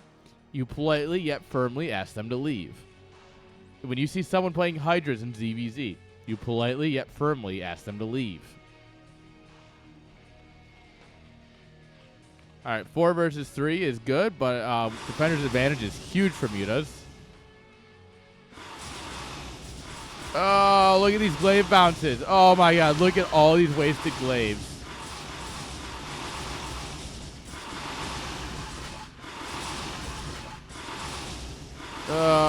Reinforcing mutas coming in here. That actually might make the difference. But a fresh muta pops. Oh my god, look at all these wasted bounces.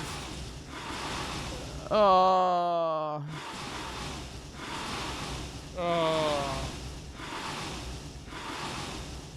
This egg was hit 30-something times. This, like, over 50. Oh, my lord. So, defender's advantage with mutas is huge because of glaive bounce. Glaive bounce is so huge in ZVZ. Ah.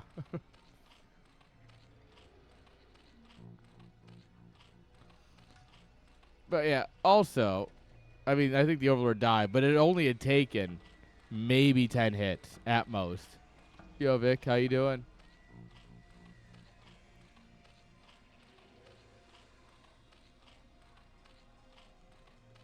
Oh, it makes such a huge difference in muta. So the thing about mutafights is glaives make such a huge impact that if you fight with just one more muta, you win with 2 to 3 extra mutas. Simply because of glaive bounces. It's so wild. And I love it. Oh, the season's been great. I've missed a fair amount of it, unfortunately, but we're back. We're not going nowhere.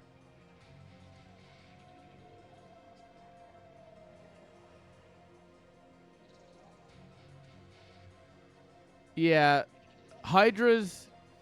So I've said this a lot, and a lot of people hate that I say it, but no one's able to refute it. Hydra ZVZ is like playing Marine Medic against mutas. You have to take the perfect fight. You have to like try and get your guys in a line. You have to get your upgrades. You have to like really take a good fight against the mutas. And if you don't take the right fight, you'll just lose. There's so many mutas here.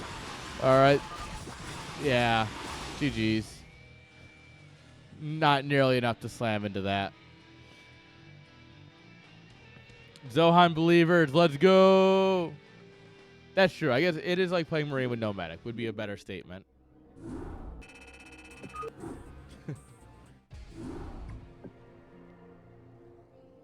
Yeah, it's like ZVT without all the OP stuff. So like, what's the point? No, I love ZVZ because I actually am a ZVZ enjoyer.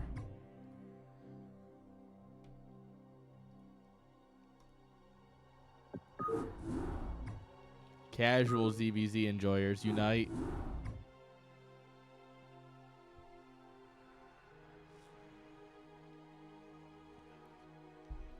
The secret is to embrace the chaos. I love watching ZVZ, and I have grown to enjoy playing it, but for vastly different reasons. Like, the reason I enjoy watching ZVZ is not at all the reason I enjoy playing it. I enjoy playing it for doing dumb things and seeing what happens. And I enjoy watching it for watching that, like, that just, the back alley knife fight that the matchup's known for. But I don't like playing it that way. I like playing it a very different way. And it's, that's how it is.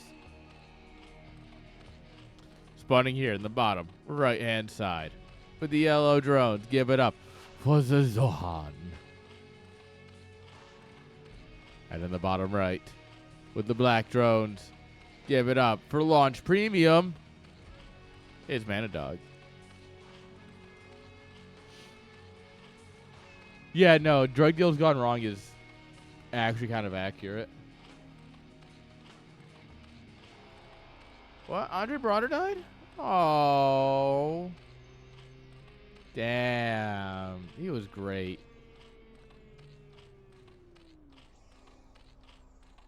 That's actually sad. All right, time to watch Brooklyn Nine-Nine again. Yeah, to me, that usually means suicide. All right, so what do we got here? A 9-8? You crazy man. Versus a 999 from Zohan. So, yeah, if it was like a, it could be a heart attack. That's true. But having been to a funeral for someone who did commit suicide, I think they described it as like an untreatable disease or something. Like they made a very much like try not to say suicide, but I mean, to be fair, autoerotic asphyxiation in Hollywood's actually like a big thing. So like, but yeah, it's when you read, there's certain things that you can read in obits that definitely tip you off that it's suicide. All right, here come the Lings, by the way. Yeah, he should just send him straight over. Yeah, he knows where he's going.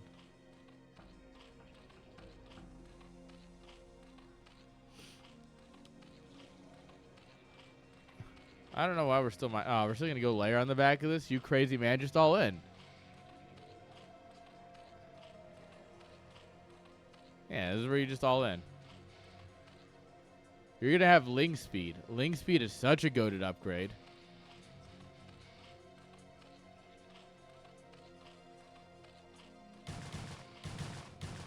Oh, we catch some Lings as they're derping to take some damage on them.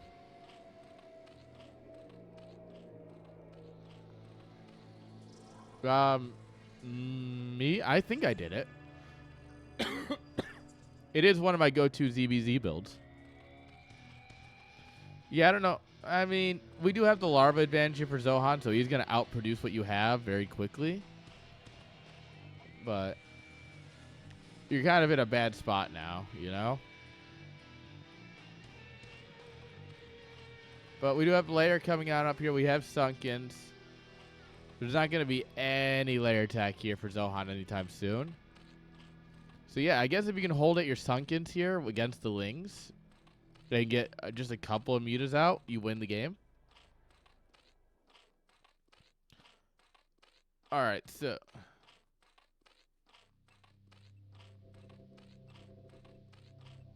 Yeah, so for a +1 build, what you want to do is you can do it on a 999 at a lower level, but at the higher level, it's 12 hatch. It's like a 12, 11, 10 is your best way of getting into it. And you want to, the moment your extractor finishes is when you drop the Evo chamber, and you get +1 first and then link speed. Because +1 takes like 8 minutes to research. And then you just crank Lings. All you do is you just send it on Zerglings. And I actually, those could have gotten out and gotten a lot of information or a lot of damage.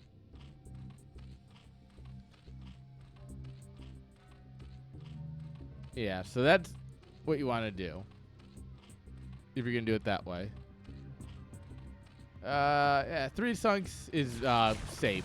Against this many Lings, I would absolutely do 3 Sunkens. Like, that's just so many Lings.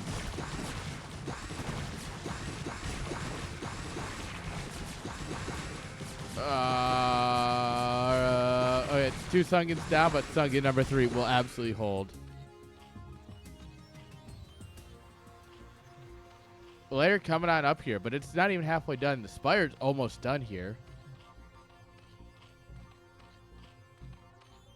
Come on, man, dog. Actually, no, don't cheer for him. He's not on my team.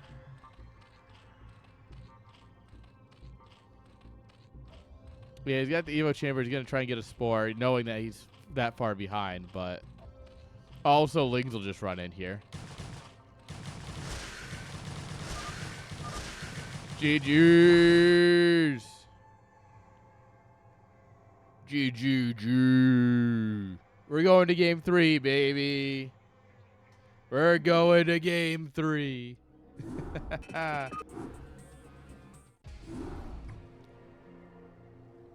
The blue ling? Yeah. Dude, don't you hate it when you get blue linged by your opponent? Don't you hate it when your opponent gives you blue lings? So, alright. So the reason it's blue is because he left and it was spawned to an AI. So when you build lings, right? You have your cocoon, and when it pops, you technically get 1 ling. And when the 1 ling spawns, it spawns a second ling. So because of that, when that second ling spawned in, because a ling spawned, it was given to the AI, like the neutral AI, because the player was no longer there. So it just defaults to the neutral AI.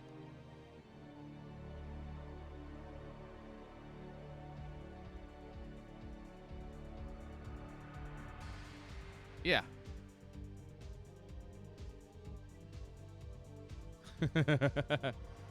Dude, when she gives you blue legs, man, it sucks. You're gonna have to go home and build a couple Hydras yourself, you know? Yeah, it happens, though. Some of those days, she's just like, maybe I want a Marine tonight. And you're like, all right. And you go home and you morph a couple lurkers.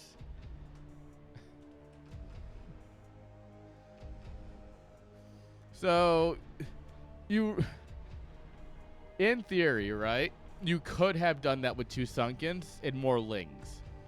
But because he didn't have the Ling production up there, he just dropped the 3rd Sunken. It's like an extra safe. It's like you don't need 3 Sunkens against the Terran. But if you're going against a Terran who's just dumb enough to try and do something, a 3rd Sunken's going to save your ass.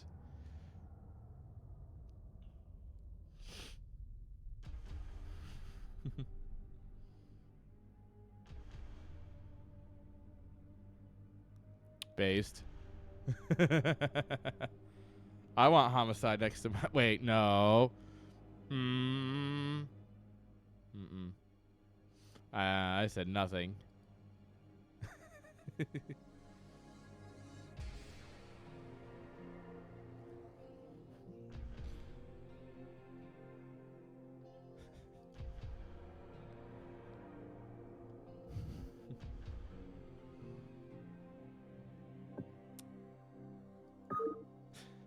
What do you want for Christmas?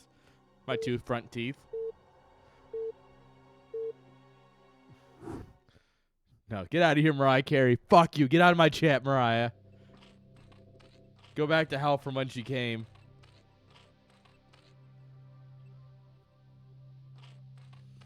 All right, spawning here in the top 12 o'clock position with the black drones.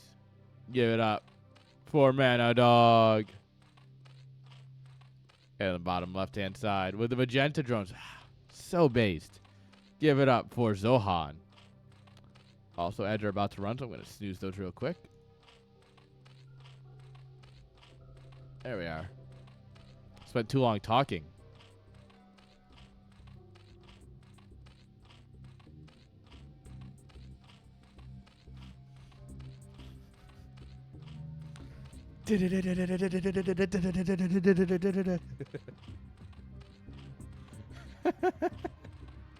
Finally, good content. All right, Manadog is building an Overlord. What a dumb decision. 9 drones is plenty. Yeah, we're going to go for 9 pull speed again. Well, I guess Manadog went for 9 pull speed last time, so this is truly spicing it up.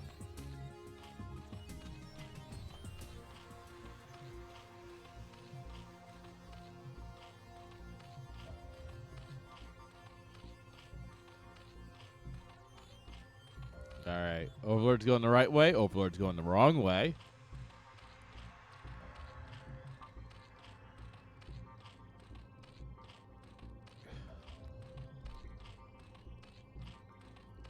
Okay, Overpool is fine.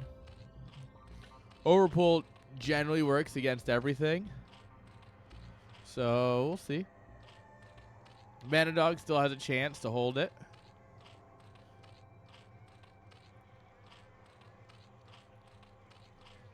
Alright. Overpool into hatchery.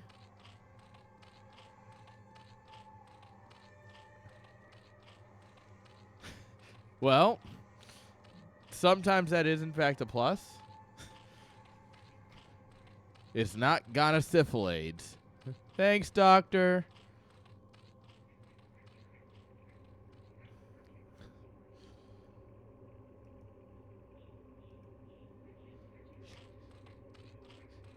You got man, bear, pig.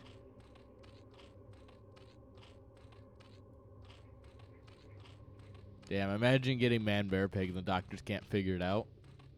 That must suck. Sounds surreal. Why does it sound like a cereal port? Oh, hello. Found the lings. Found the lings.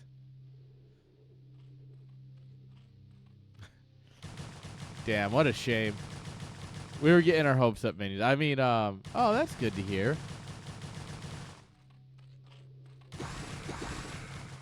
Oh my God, it's so close. If he just finished clicking that down, I think it dies. All right, speed's kicked in at this point. Get the Euro beat out. Look at him go.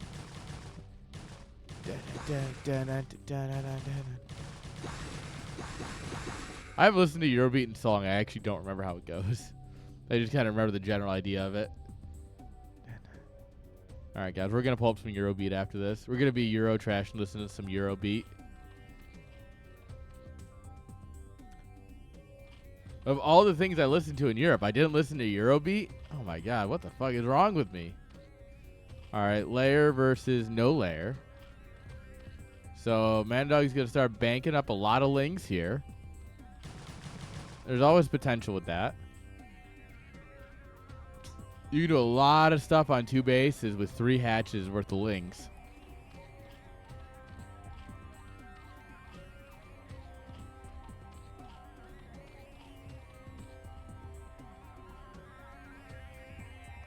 All right. That's so many lings. The thing is, Zohan's going to buy so much time with just these 9 speed lings.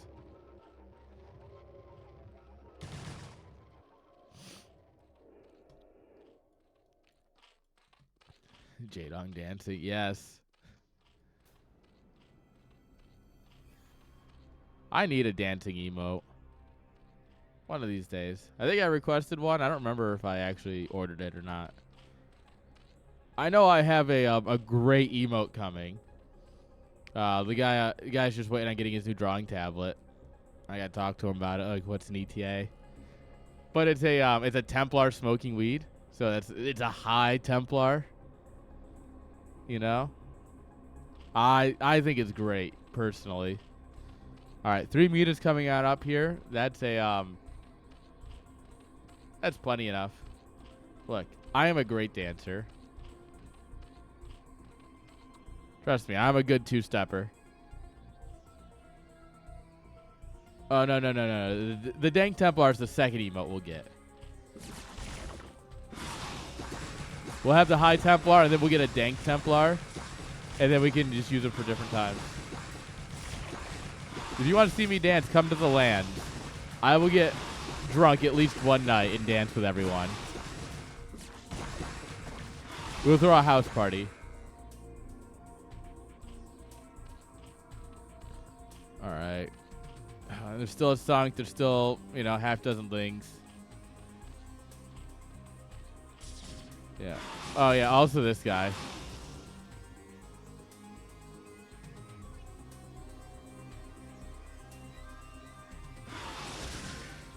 He got him. Sniper. Sniper activated.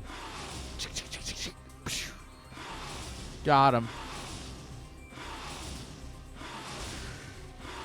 Dude, at Home Story Cup, Saturday night, we did a bunch of shots, including with I ended up drinking with the Irish player. Well, the Irish player's Iger. And, oh boy, did we drink a bunch and I got my moves on the dance floor, though. Oh, boy. No, man is on that copium, guys. Give him a minute. Wait. Oh, no, he doesn't have enough for the sunken, though. Oh, actually.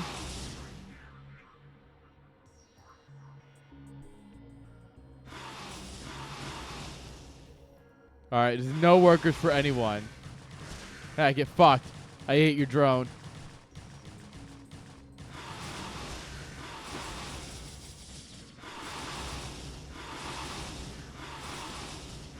Yeah, the Mutas will win this.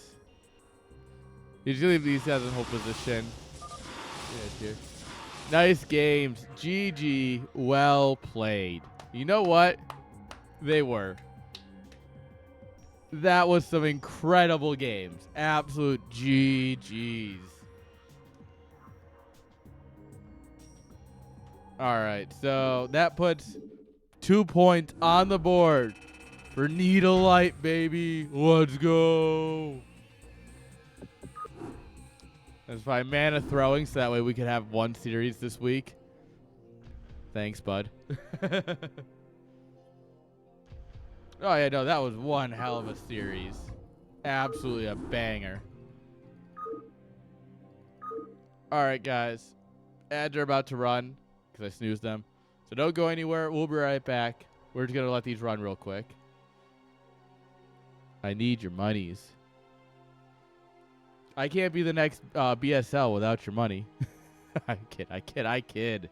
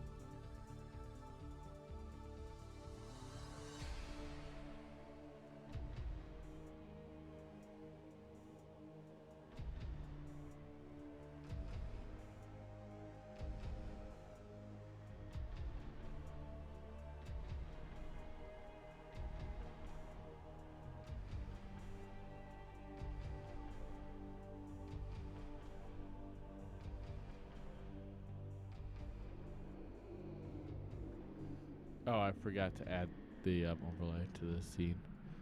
Hang on.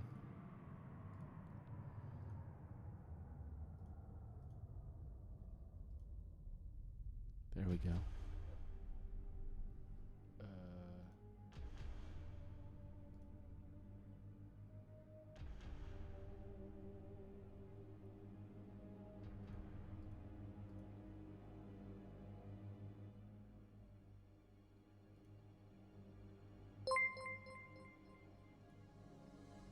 There you Minions go. just subscribed. I got you.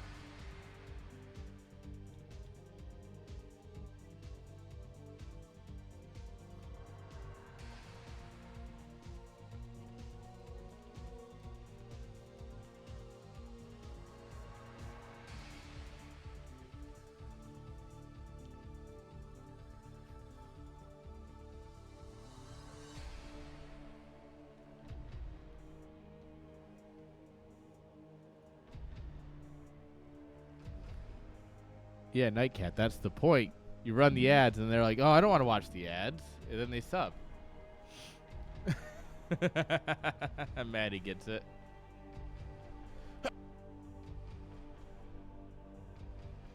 Oh, sorry, I had to sneeze. Let's see here. Look, you know, you can't hate a man for the grind.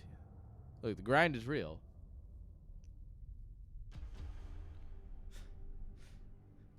What a terrible, terrible person, but I respect it.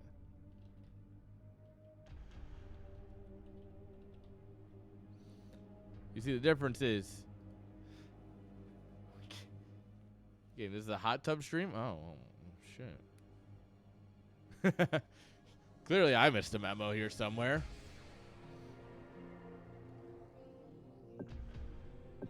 I need a few more whiskeys. Well... I guess if we gotta start somewhere. Oh, no. I drank. So the thing is, it's not that I drank too much. It's that I ate absolutely nothing all weekend. I think I had the most food I had was I had some currywurst on Sunday. And I had 4 a.m. McDonald's with Hexy and a group of others. Because Hexy was there. And a home story cup. And a group of us went to McDonald's at 4 a.m. when the bar kicked us out. And I was more than a bit drunk. I was working on my Captain Jack Sparrow, you know. But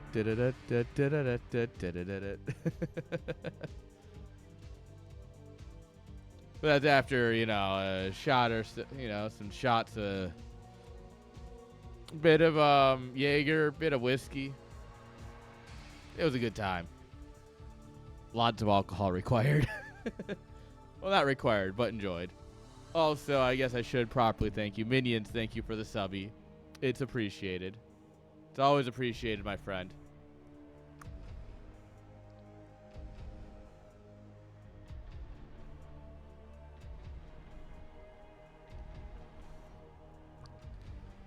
All right. How about another game?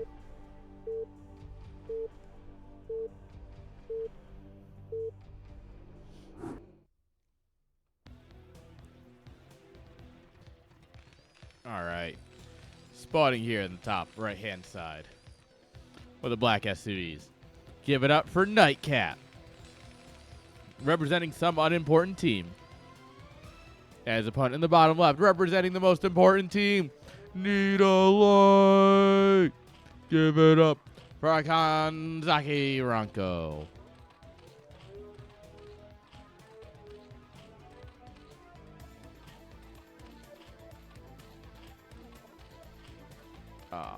All right, the crossfade's starting to sit in good.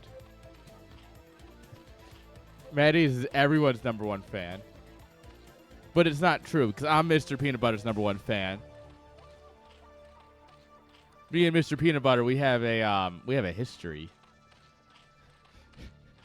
Things happen at Chat Starland that will stay at Chat Starland.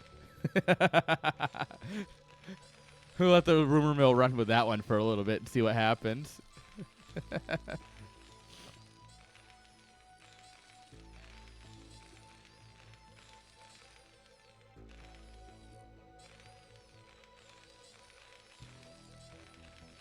Oh, Mr. Beaner is a great dude.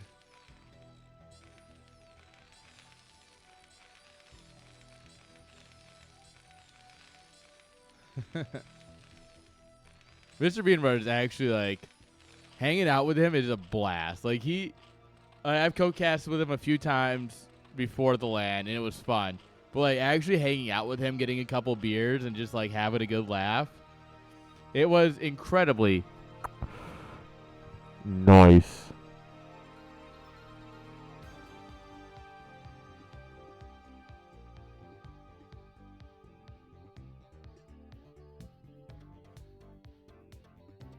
All right. Reddit's on fire. TL.net's on fire. I'm in my element. Oh, no. Yo, blah, blah. How you doing? Is this Korean League? No, this is a foreigner league. Entirely foreigners. It's dedicated. CPL is what we're casting. And this is dedicated to coaching. It's the Coach Pupil League. The idea is helping foreigner players get better at the game. So we actually, have a little bit of fun and don't always suck at the game. It's really great for people like me who suck at the game.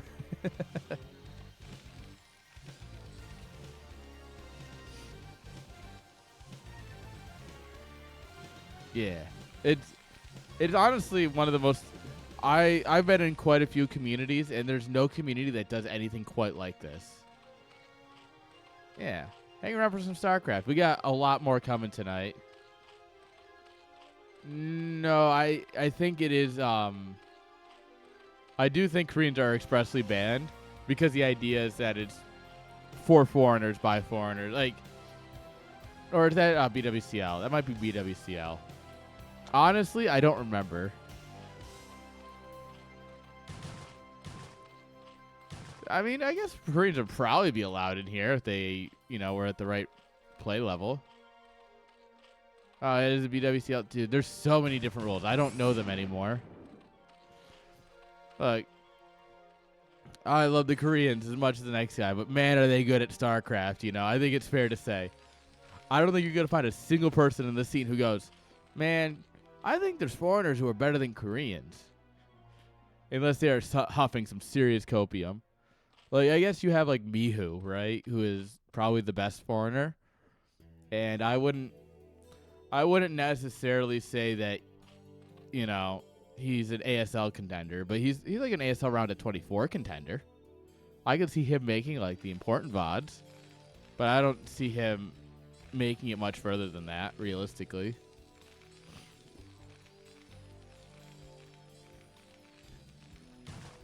Oh, I think he's going to catch a scouting SV on the way through. Third base coming down in the bottom right. You love to see it.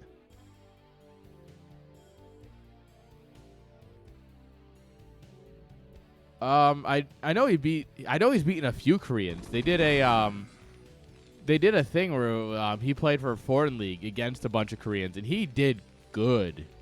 Like, Mihu is not someone to sleep on. Don't get me wrong, but like, if you throw him into ASL, I don't think he gets further. He might have a good win, like a good lucky win, but I genuinely don't see him making it out of the round of 24 unless his group is good for him,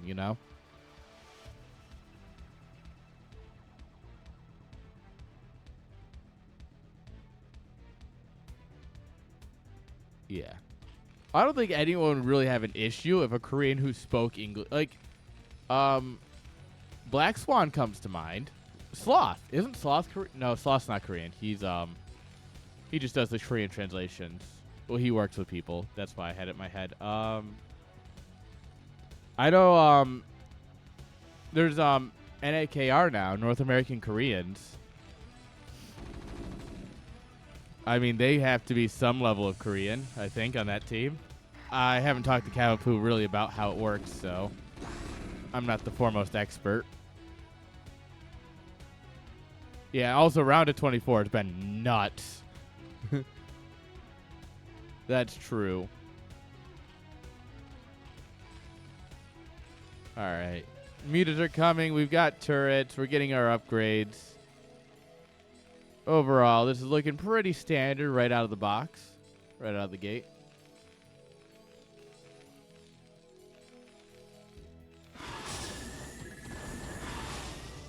No, it's click. It worked. It did happen. It finally happened. It's called big click energy. Like clicking a mouse. But you do lowercase CL. And yeah. It finally happened. Let's go. As much as I'm not on big click energy.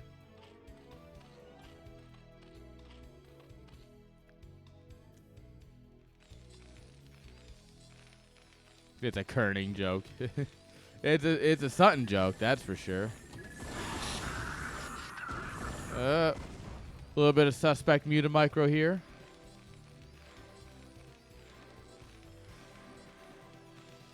Yeah, my clicks are massive. Look at that. Look at how big that is.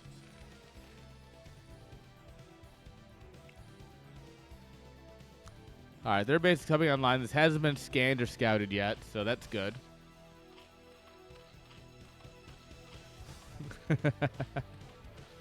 All right, Queen's Nest coming up here. We're going to go to 3 base. We're going to play Crazy Zerg. Oop, mouse. You good? All right, at this point, it looks like we're going to go straight Crazy Zerg. Just remember, don't send your big clicks to people unsolicited, or else you'll end up like Rapid. Oh, I needed a good joke about that at some point.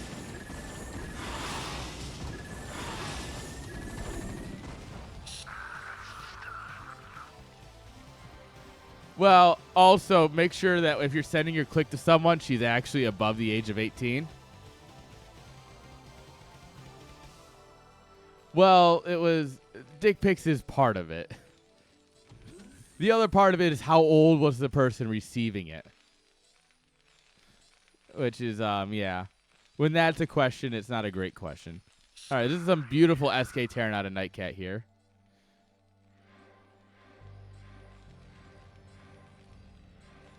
Yeah. It's the big gotcha. Yeah, no, there's a reason everyone... There's only one person defending him, and that's Rusbrain. Roosbrain, because he's Russian. He's a Ruski. But he's the only person really defending this guy. And, well, considering how much money he gives to BSL... Let's put it this way. There's a reason that my business is built entirely on community donations and sponsors, not investors. We will not be beholden to any one group. We will gladly, take sponsors and, we'll clean up the stream a little bit. Sponsor doesn't want me smoking a lot of weed. It's like, all right, we'll slow down a little bit. We'll do something. We'll figure it out, right? But, like, at the end of the day, I'm not beholden to anybody. And it's for a specific reason. It's so that way I can continue to bring you guys to StarCraft I think everyone deserves. In the way I think everyone wants to see it.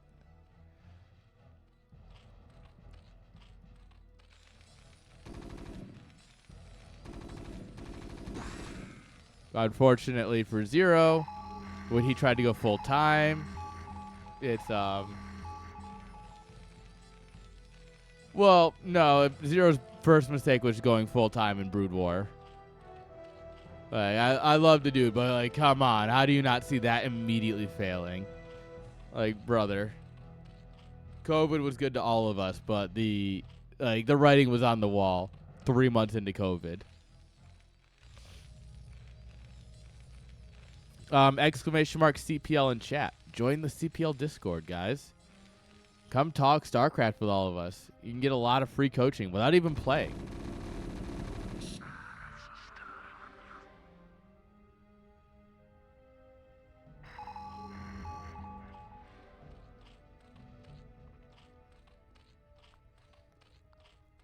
Yeah, I don't know. I hope BSL sticks around. I think it does a lot of good. But if BSL does stop sticking around, I'm sure that something will come in its place. Like if BSL stops, it's not like the pro scene's not gonna just die. It's gonna keep happening, and that is something that I will personally promise to you guys, and you can take that as you see fit. Whatever you feel like you should do with that information is up to you, but let me just say that I promise you that if BSL stops, the pro scene will not.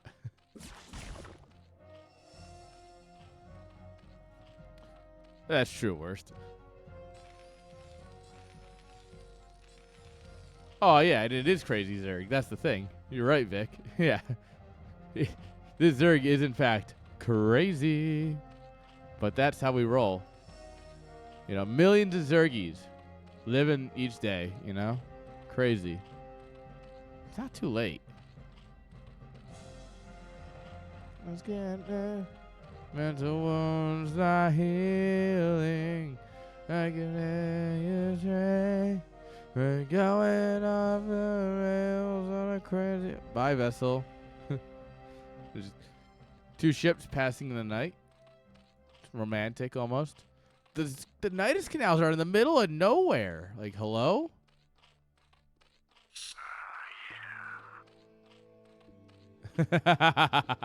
Based Koreans.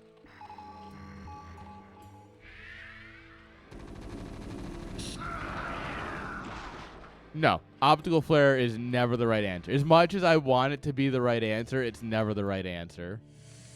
It's an unfortunate fact of life. Ooh, must have been some Scourge. I want optical flare to be the answer someday, but it just won't be. And it makes me sad.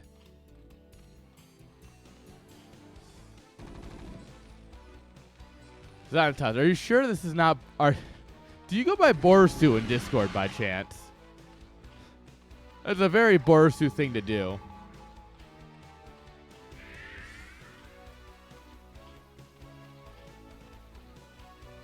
Oh, this is dangerous. Yeah. Zerg's being sacrificed to the COVID gods.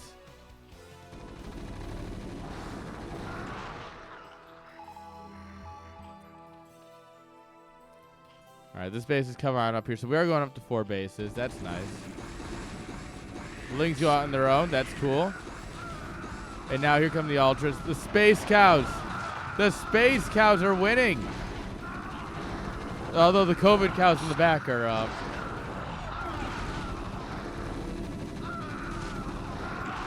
The COVID cows come in. Oh, man. Well, these Marines are getting sick. We're down to 1 vessel. Yeah, look at all that tech. Mmm, juicy.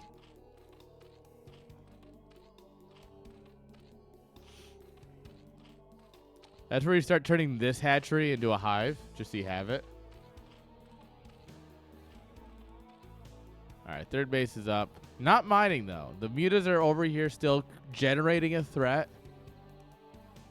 Keeping Terran busy. Oh, it's a burrowed ling. I genuinely did not see that ling there at all. Oh, no.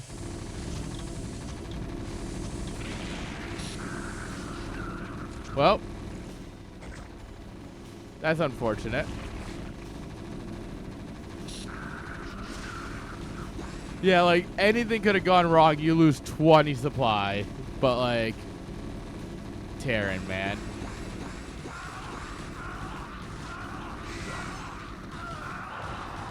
Oh, God, the cracklings are good.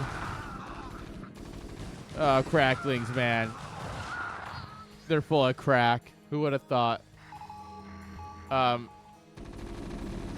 Yep, nope, not quite. Yo, Kuro Snowy, thank you for the follow.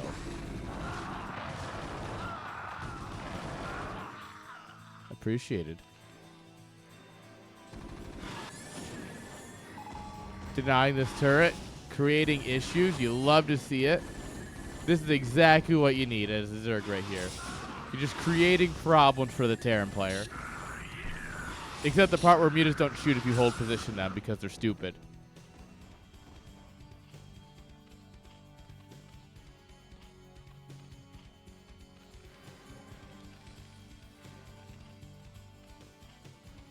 It's funny to look at mutas and you just go, how is this unit so broken that not only did they get nerfed, when Blizzard created Brood War, they created units specifically to delete that unit. And you're just like, how did this work? Like, what? And then you watch someone A-move a bunch of mutas and they win a fight and you're like, oh, yep, that's right. Got a vessel, nice.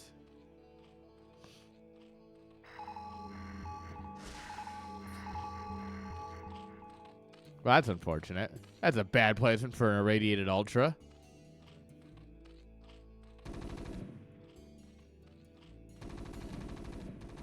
Alright, we have a bunch of stuff on top. Yeah. The mutas can't quite go in on their own. The vessels are like, yeah, these Marines are dead. Good luck, boys. Remember, A-moved units will not attack non-combatants. So the medics will just sit here until all the Marines are dead. Get fucked, lol. Oh, big drop. Big double drop. And that's dead. Oh, that was a cancel. Huge. Holy crap, that was an incredible cancel. Good on that Zerg. Franco's absolutely giga-chatting out here.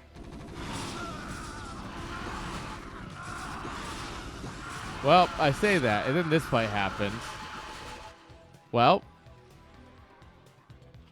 that was a fight of all time. We still have 3 Marines up here, by the way.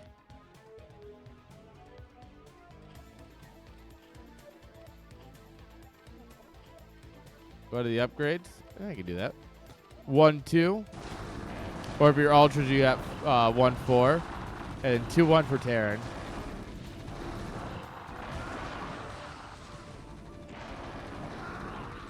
Alright, more cracklings coming in to support the Ultras.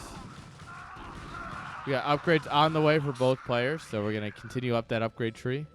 So it'll be 2, 3 here soon, and 3, 2 here for soon.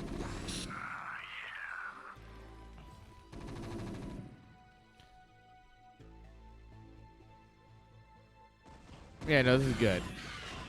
This is good for both players so far. He's keeping the vessel count super low.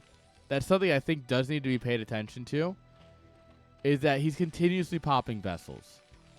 It might not be efficiently, but he's still doing it. Hello?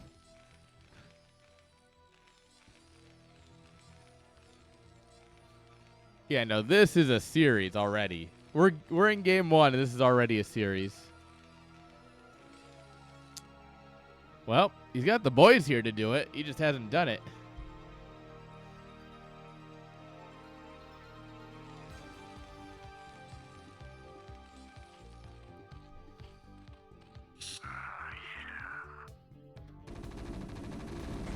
At this point, Rango's like, what the fuck? Like, what the fuck is this? There's also no drones down here. Oh my god. That's actually a huge issue.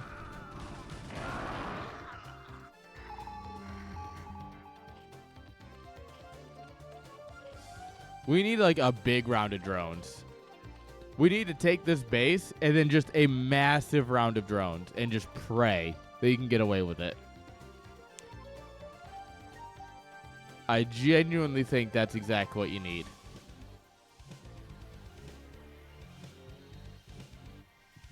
Oh my god, that's huge. That was like 4 vessels irradiating 1 Ultra. Oh, the Lings though. Oh, this is the fight of all time. Oh.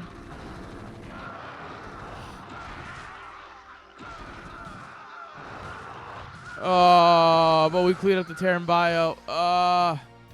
Was it good? Can we break this base now? I don't think so. He's going to try. I think that's the right call here. I understand exactly what he's doing here, where he's just going to send it up into this base, but he just doesn't have enough.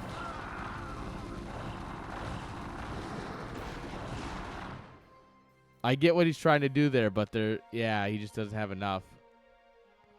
We need this base. We need a huge round of drones. Instead, we're going to get ventral sacks. We're going to go for drops. Cool.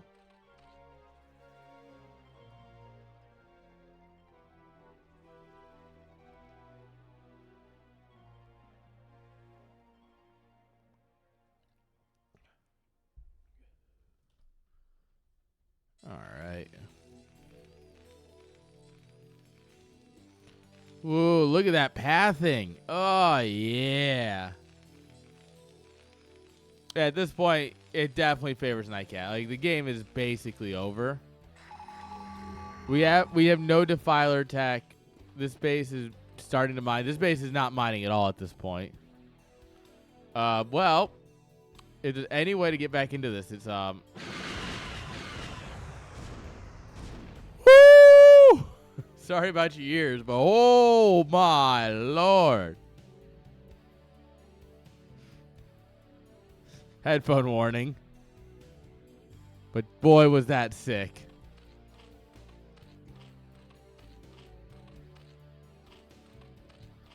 This is unfortunate. Yeah. I'm sorry, that wouldn't happen. I genuinely also didn't mean for it to be that loud, but also I realized I was just yelling. I was like, oh, shit.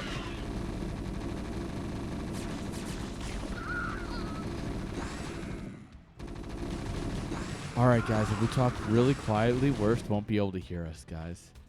Hey, Worst, fuck you. What are you going to do about it, huh? You have me turned down.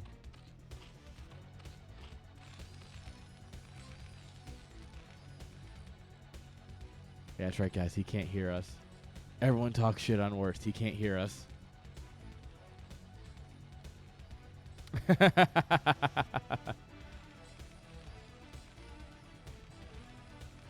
Hello, Mech Switch. He's just tired of playing this game. He's like, fuck you. I'm going to win. Mech.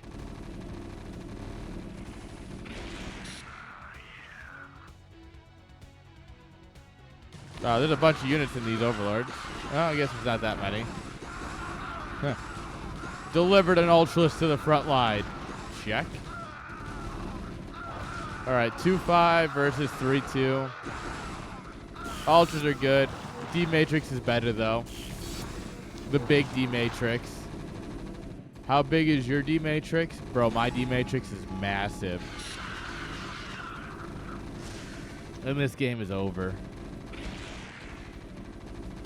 Oh, you make spider mines too?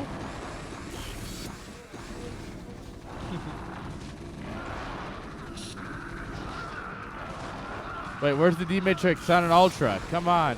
Oh my god. His D-Matrices are so good. It's not even fair. G.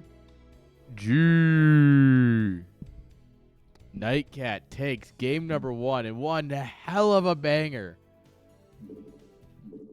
Oh my god.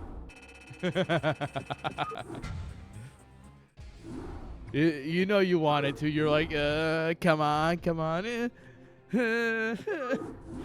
D-Matrix.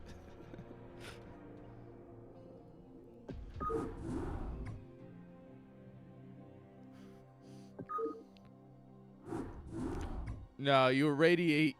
What you do is you irradiate your vessels and you do an eraser, but you just kind of like patrol. You kind of like micro it so it's not hitting your Marines. You're just like telling it to go to all the Ultras. Oh yeah, no, missing an Ultra, like it's so easy to accidentally click an Ultra with your D-Matrix, and it's absolutely hilarious.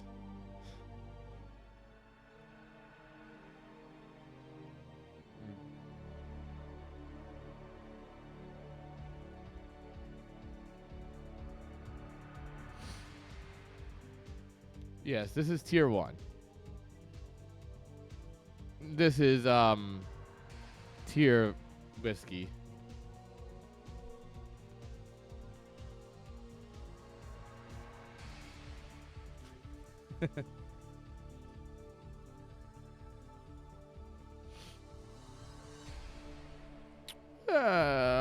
Well, he gets anti-bio AoE. So I mean, he's gonna kill all of his buddies. He'll be fine for a bit. I think Radiate does more damage than D-Matrix protects, so he will die. It's a suicide mission, but and if you assume he's that close to Zerg, that means he's being attacked. So that means the D-Matrix is gonna wear out super quickly. I like what you're thinking, but I don't think it's gonna work.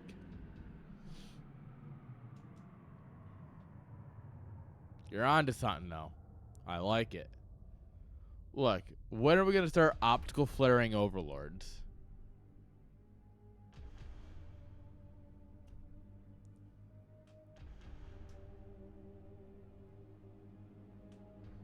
Yeah.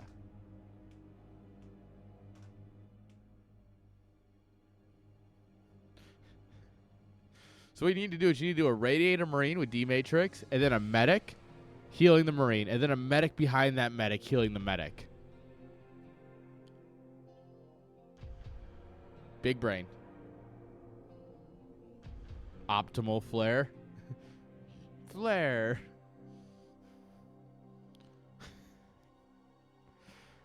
Just, it's in your eyes.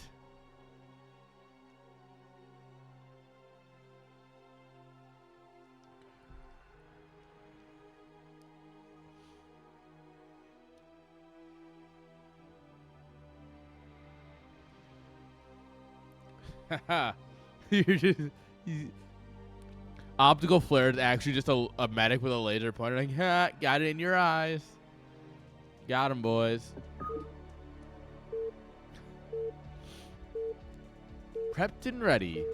The preparation is just a laser pointer. I'm on to you, medics.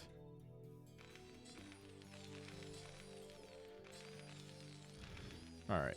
Do better, guys. Pick better colors. Spawning here in the bottom right-hand side of Vermeer. Representing big, click, energy. Up 1 point to 0 in a best of 3. All he has to do is win this to take it home for the boys. Give it up for Nightcat. And his opponent, the actual person who deserves to win this. Let's be honest here. Give it up for our Zerg player, Kanzaki Renko.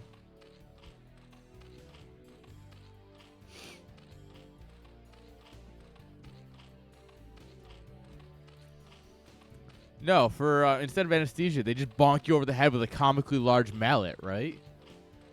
Houston Spags comes in. That's it. I'm getting me mallet. And he just comes in, bonk, and then you're out, right? And then they perform the surgery, and you're good to go. Right? That's how it's supposed to work, at least. That's what happened to me in the hospital. Eustace Bags came up to me and just bonked me on the head with his mallet. And then all of a sudden I came out and I didn't have a cyst in my throat. It was great.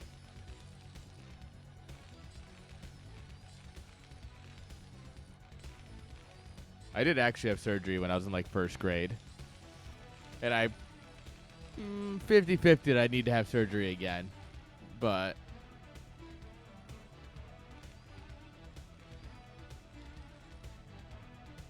no, what you do is you get your buddy who's a marksman. And like, so I have a cyst in my throat. And it's solid 50-50 that I have another one because I wasn't supposed to get an Adam's apple. They're like, you probably won't get an Adam's apple, and if you do, it might be another cyst. So realistically, I should get this checked out. But I can just sit at the end of the range at like 300 meters and just kind of like hold my throat out. And then my buddy who's a marksman just shoots it out.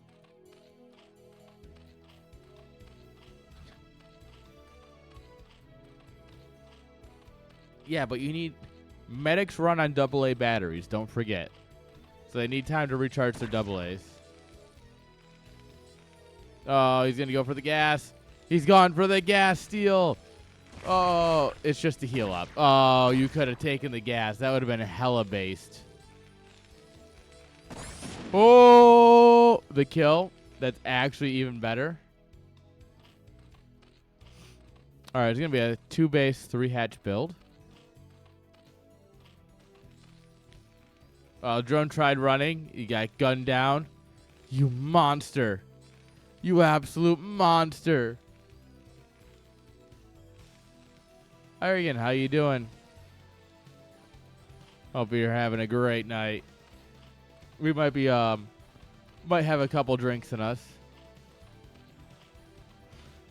Thought it was a 5 pool? Damn. And when I said Terran players are not smart, man, this is impressive. That SP's totally fucked. Oh, look at him juke. He's juking. He's jiving. Remember, he's hovering. He can do what he wants.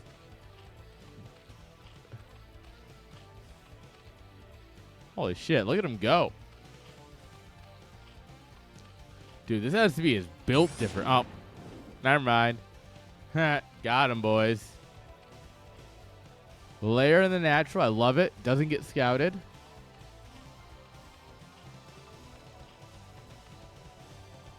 Yeah, this is still plenty playable. With all that scouting, this is still plenty playable for Nightcat. So, while not ideal, it's still plenty fine. Oop. In the bunker. Out of the bunker. In the bunker. Out of the bunker. What do we do with the bunker?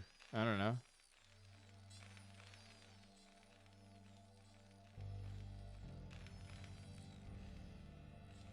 Frag grenades for SCVs. No. Jim Raynor has frag grenades in StarCraft 2, so they should go to Marines. Imagine a passive just auto-cast grenade that does like 10 AoE damage.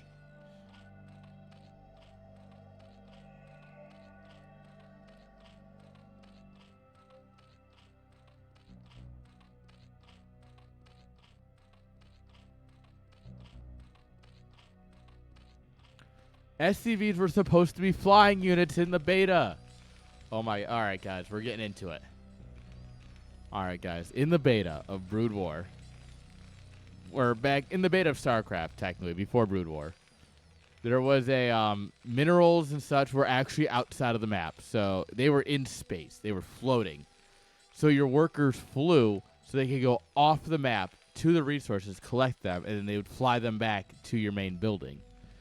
When the resources were brought onto the tile set, like they are now, as we've become accustomed to, they kept the fact that workers fly, technically, which is why all workers are hovering units and they don't activate spider mines.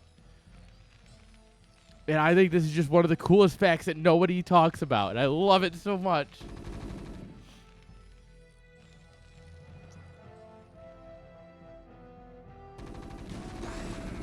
Yeah, the only units that don't trigger spider mines are workers, vultures, and archons, I think, right?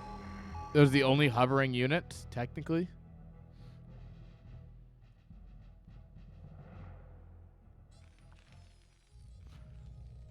Well, yeah, vultures were always meant to be space bikers. Everyone knows that.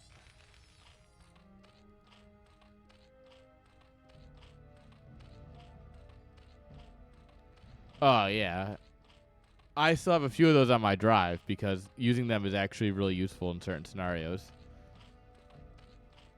Orcs in Space, baby. Orcs in Space. That was the original working title of StarCraft. They made Warcraft 2 and went, oh, Orcs in Space? Kanzaki, no parking. Then you know what? I'm going to say something controversial once the missile turret sound stops. All right, so controversial opinion time. The same people who gave us StarCraft, right, a game that looked nothing like its final release, are the same people giving us Stormgate. You know what everyone's complaining about in Stormgate? The graphics. You know what? These are the same people who made Brood War and StarCraft 2, which released betas that looked nothing like the final game. All right? And they're releasing alphas now for Stormgate. So yeah, we don't have to like the current art style for Stormgate, but like, no. It's all it's all the engine people. Like, it's the engine guy is the guy who built the engine for StarCraft 2. It is, for the most part, it's enough people that I'm comfortable with a blanket statement saying that, like, the devs from Warcraft and Brood War and StarCraft are all in Stormgate, or enough of them that it's worth mentioning, right? Yeah. I personally think that there's an argument that the art style they're using isn't that great, and I kind of agree. The art style is not quite for me. But when you get it, you're going to be staring at it for, 6, 8, 10 hours a day, 5, 6, 7 days a week, right? Especially if you're a pro player. It has to be something that's easy on the eyes and interesting to new players. And as much as we might disagree, that's the kind of graphics that attract people. And I really hope they change it. I would love to see different graphics on it. I would love to see something interesting. But realistically, I don't think it's... The amount of issue people have with it, I think, is unfair. That's what I'll say. I don't think there's a problem having an issue with the graphics. I think there's an issue with having as much problem as specifically the Brood War community does with it. And obviously, I'm in the StarCraft 2 community as well, and I've talked to a lot of people there. And the Brood War community has a few cynical takes that I kind of agree with, but don't entirely agree with. And then there's the art take, and it's like, yeah, I don't like the art, but I don't think it's a deal killer yet, right? I would need to sit down and play it, I think, before I said it was a deal killer.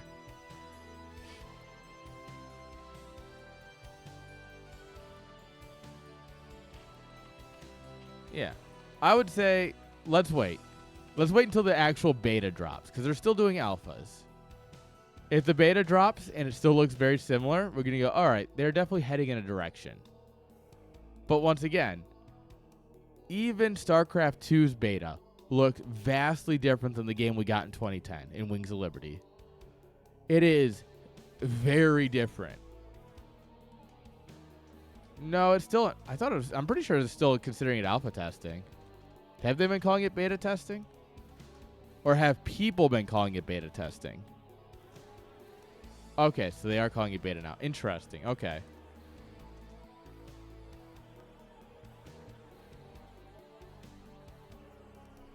Okay. If they're calling it beta testing, then yeah, I think it's fair to say.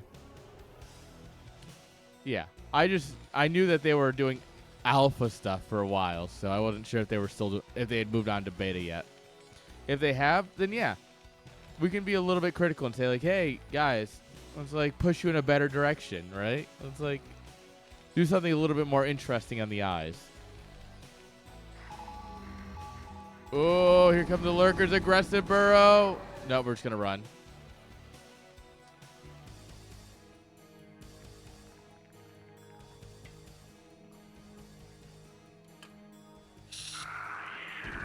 Yeah. And this is something I actually talked recently with a StarCraft 2 guy about, is that StarCraft 2 has survived for 13 years for a reason. Brood War has survived 25 years for a reason. I don't think anything's going to upset. I don't think anything's going to, like, dethrone Brood War and StarCraft 2. Genuinely. We might see something similar to what we saw at Brood War, right? Where for a few years, everyone switched to StarCraft 2. And then ASL's picked back up, and we've been in Brood War seen a revitalization. I think it's fair to say we will probably see something like that with StarCraft 2 and Zero Space or Stormgate or whatever, right? I think that we will see one game. Also, what a fight for Zerg. Sorry, guys. I'll talk about it. I promise. Holy shit, this is looking great for Kanzaki.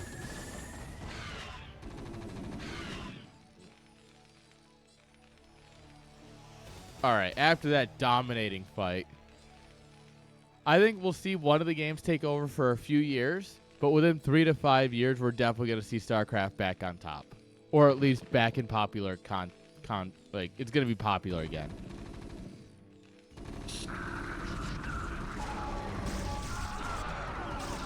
I think that's fair to say, and I'm pretty sure everyone will agree to that. We don't have +1. Kanzaki, +1. It'll save you so much pain. Lurkers will 2-shot again.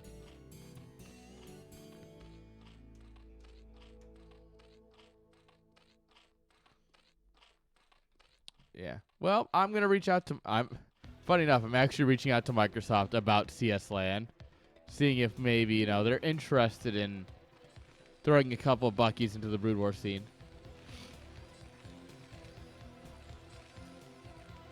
And yeah, that's true. But on the same token, we don't give the Brood War community, I will say, is really bad about giving other games a chance to have that kind of. All right, StarCraft 2 has been out for half. All right, we're rounding a bit, but I think it's fair to say StarCraft 2 has been out for about half the time Brood War has, right? And it does have a rich history. Like, when you can talk about Wings, it's very different than Brood War. It's very, like, the history of StarCraft 2 is obviously different because there's been 3 major releases and all the patches in between. It's very different. Like, you can't play StarCraft 2 the same way you could even in 2015 when Legacy of the Void launched, right? Like you can with Brood War and fucking 2001 OSL or whatever, right? Like, sure, it doesn't have that kind of history. But StarCraft 2 still has a very rich history. You'll talk with people, and they'll be like, oh, I remember when MC was big. Or like, oh my God, Boss Toss. I'm blanking on his name. Is that MC? That might actually still be just MC. Or you talk about, the huge Kespa scandals, right? With Life and such. And it's like, yes, there's a history here. And I think it's unfair to dismiss it, as we tend to do in the Brood War community. Because, it's not 25 years of history. And next year we'll be like, it's not 26 years of history. Yeah, obviously this game is going Kazaki's taking great fight after great fight. He's killing the vessel count. All right, guys, I'll talk about the game for a minute. I'm sorry. Yeah, the vessel count, basically 0. The bio count, absolutely crushed every time he moves out. Supplies, super close.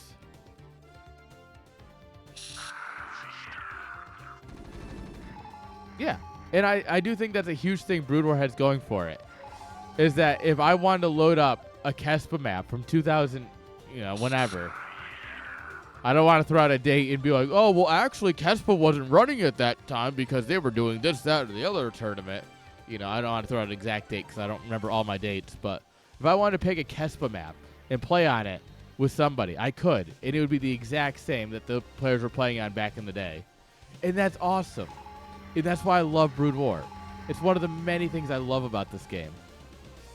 But to say other games don't have history is totally unfair.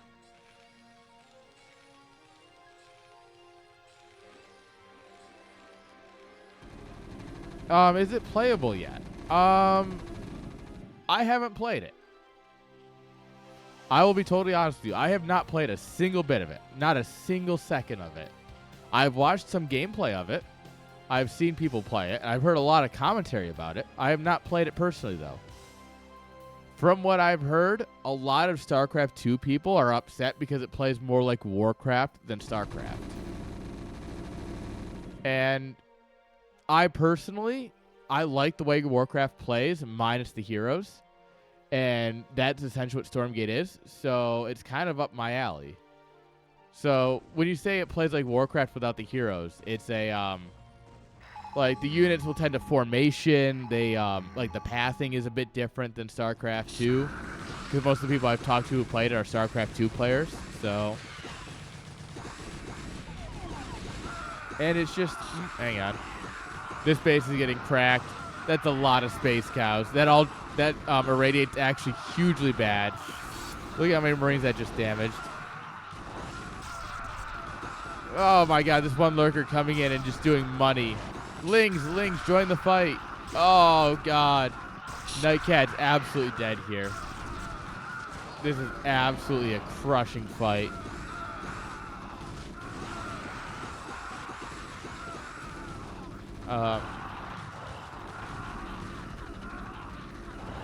What a beautiful fight from Kanzaki. Nightcat still has this base, and he's trying to saturate it now, but yeah, GG is called. He's got nothing. And Kanzaki takes game 2. We're going to game 3, baby. All right. In order, let's work our way back up chat here. Let me answer some questions. Do ultras do AoE damage? Not in Brood War. They are single target 20 damage.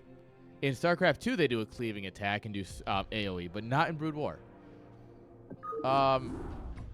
As for Warcraft, it's a I think Warcraft handles so you got to think, right, when Warcraft came out. Warcraft 3 specifically is what we're talking about here, which came out in 99, 2000.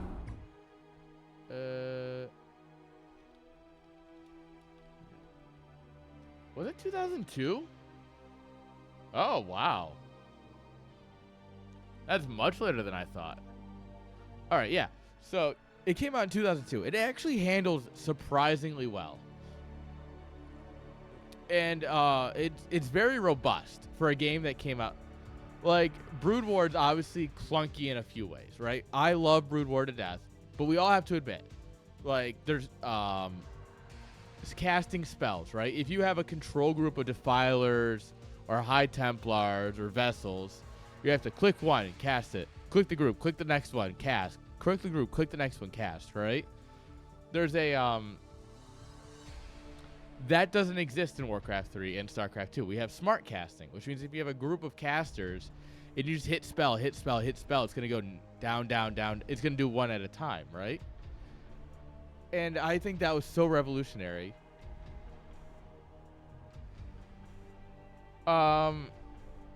They did. Some dude actually made World of StarCraft, and Blizzard took it down from the StarCraft 2 community mods, and it got remade as something else. I don't remember what it was. Let's see. World of StarCraft.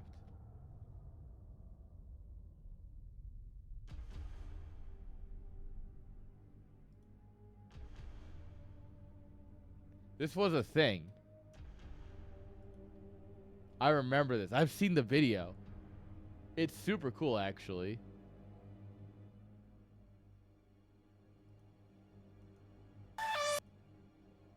Your music sucks, but yeah, no, this was like an actual thing someone made in the community mod maker, or in the UMS basically. Screen capture. Yeah, like look at this. It's actually super cool.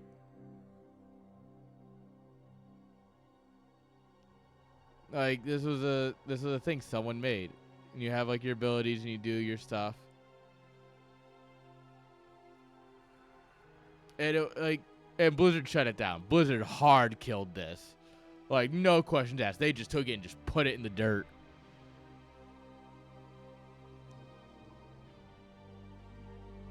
Oh my god, playing the medic in a fucking MMO would be great. So, the balance council is a special thing, and all right, spawning here in the bottom left-hand side, we've got Kanzaki. His opponent, we got Nightcat in the bottom right. So the Balance Council is a necessary evil for StarCraft 2 because of the way the game plays. It does need balance patches. There's StarCraft 2. So the reason Brood War can develop meta month after month without a balance patch is because of how the mechanics work, right? You can find a new way to twist a mechanic because of the control group limit, because of like patrol micro, because of like doing these weird button combos. And it's like a fighter game, right? You do your button combo and you land the sick punch. With the way Brood War works, you can find new ways of doing that. Think of Valkyries. Valkyries have only come into popularity in the last year. They've been out since 1998. They've worked since 2016. And Valkyries have only come into popularity in the last year or so. Brood War can continuously evolve on its own. Yes, I won't even get into maps right now. I'll just strictly stick with gameplay. In StarCraft 2, the engine is so clean that there's no space to figure these things out. Like, everything passed right. Everything does everything right.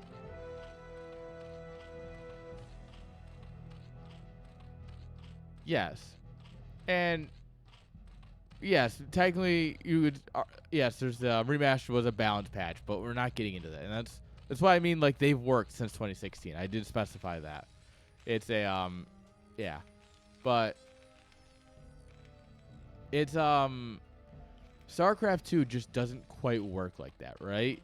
StarCraft 2, since it's so easy to figure out, for better or for worse, the engine is easy to figure out. Units path correctly. They do some dumb things once in a while. It's still a 2010 engine, but for the most part, it works very well compared to the Brood War engine. And not to make a comment of which one's better, but like you got to admit, like, it's a lot easier to move stuff across the map in StarCraft 2 than it is Brood War. And because of that, it's not easy to figure out a new way of doing things. Yes, you have someone like Hero. And yes, I'm talking about the StarCraft 2 hero, not the 18 Brood War hero players that use the tag hero. But the StarCraft 2 guy who's winning GSL. Oh, no, he actually hasn't won a GSL in a while. But he won, like, DreamHack Atlanta last year. He does some crazy things. He can find a new way of using units, but that's few and far between, realistically. And it's, there's... Because of that, you need balance patches. And while I've argued that, do you really need balance patches? And I've talked with a lot of people in the StarCraft 2 community. And that's why I say that at the end of the day, no, StarCraft 2 needs balance patches to move the meta along. And yeah, you tweak one thing and you'll get 4 or 5 metas out of it, realistically. But you need to tweak that to get those new metas. All right, so let me read. So StarCraft 2 is a much faster-paced game. Things happen in an instant. Think about the types of damage that you see primarily in StarCraft 2. The Baneling. Oh shit, ads are coming up. Guys, give me 90 seconds. That's actually the wrong call. Yeesh. All right, guys, I'm just gonna pause the game. I'm sorry, chat. I failed you. We're paused. Hands up, don't shoot.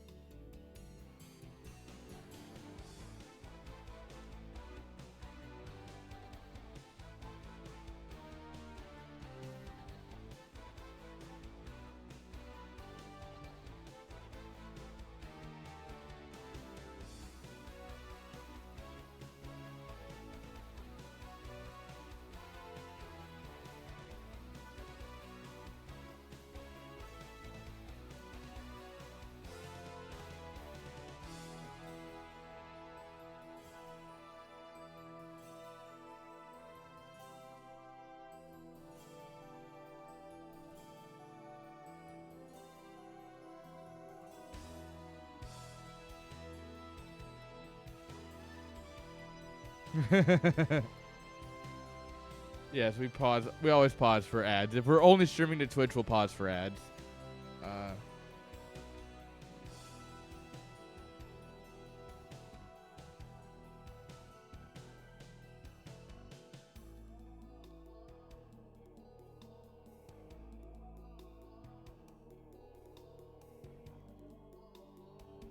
All right, guys, we're back. So I'm going to hit pause or play. Let me say one thing. People argue that the Brood War early game is too slow. I actually have more to talk about in the first 4 minutes of a Brood War game than I do a StarCraft 2 game. There's genuinely more things that happen in the first 4 minutes of a Brood War game than a StarCraft 2 game. Trust me, I know, because I've casted both a lot. It's funny that that was the whole argument, and I don't think it actually works.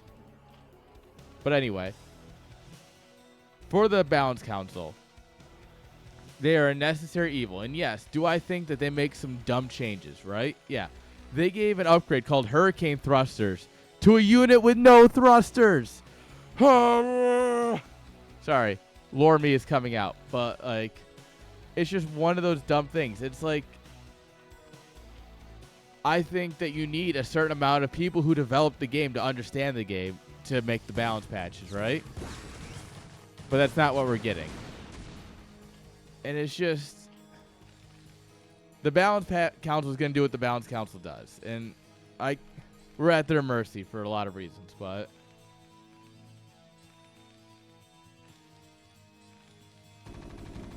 it's just, there's also a lot of links here. Kanzaki's about to win on a link flood, by the way. +1 started. That's disrespectful. Oh, yeah. No, StarCraft 2 is a hard counter game. In Brood War, you have a lot of soft counters, right? Like, how do you soft counter? Like, if your opponent's doing one thing, you have a handful of things. Like, Irradiates, I would argue, don't entirely hard counter lurkers, right?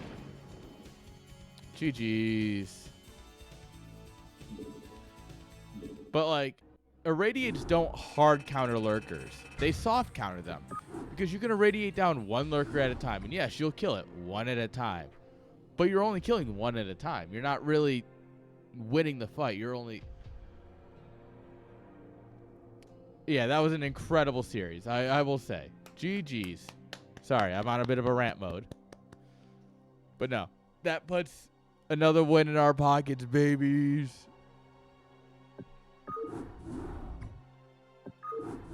If I'm casting your games, you should expect a little bit of talking over.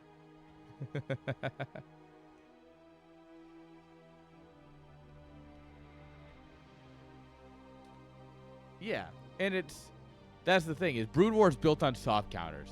StarCraft 2 is built on hard counters. In StarCraft 2, if your opponent's building mech, you build Immortals, because they hard counter mech. And if you're going Zealots, they build Widow Mines or Roaches, right? And if they're doing this, if they're going Mutas, you build Phoenixes because they hard counter. It's a series of hard counters. If your opponent's doing X, you do Y and you win, right? Obviously, that's a very 10,000 foot view. It's very broad, but that's the general idea. Not necessarily more beats less. Not in StarCraft 2. More so in StarCraft 2, but I also wouldn't say it entirely.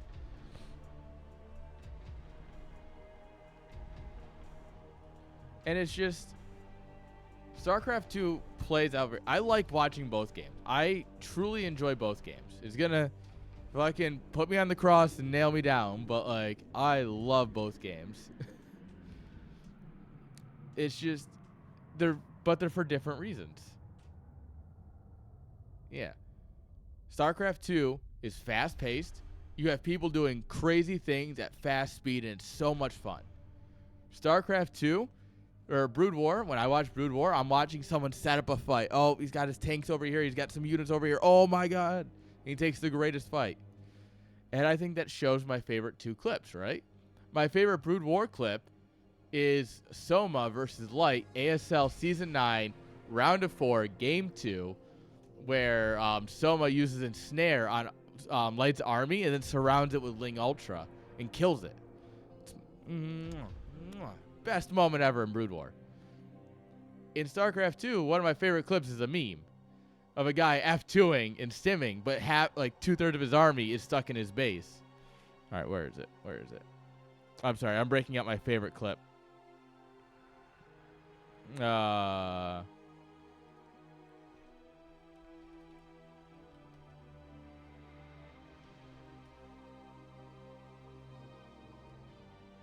Picking and Marauder and a girls.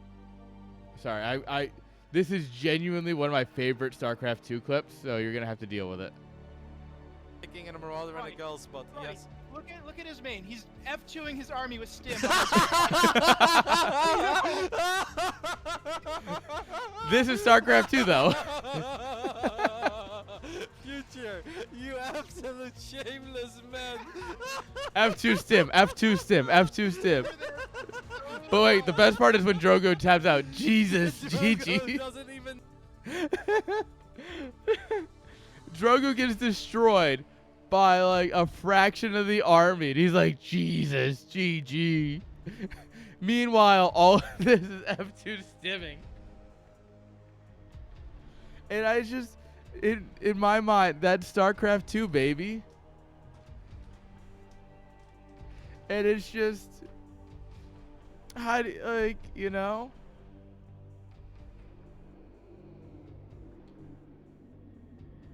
Yeah, and that's it.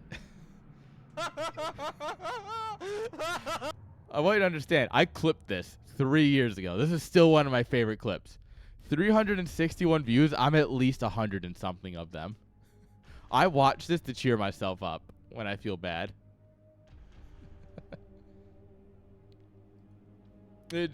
It's just one of those clips, right?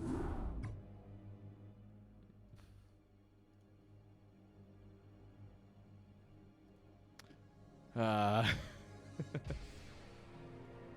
yeah, so I think that says a lot about how the games play. It's like, yeah, you know, what I prefer from each game is vastly different, but I enjoy both games entirely. Also, I'm just going to go ahead and run ads real quick so that way they are dunzo. All right, guys, I'll be right back. I'm just going to let the ads run. Sorry, friends. I just want to get them out of the way so they don't run again.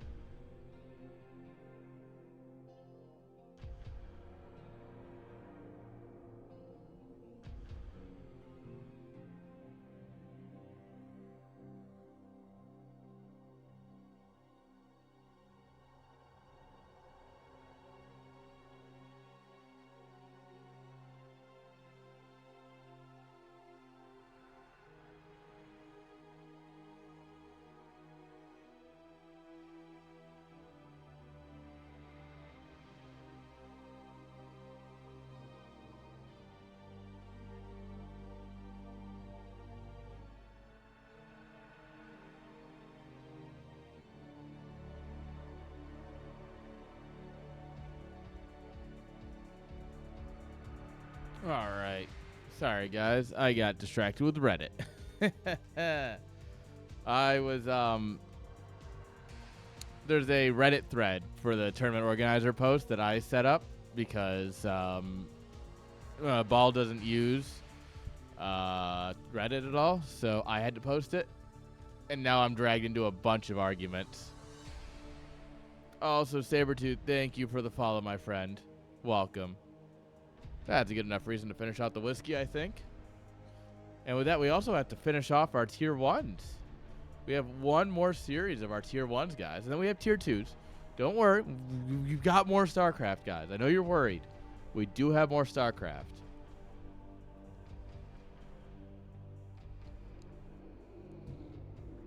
Yeah, Reddit's not the greatest.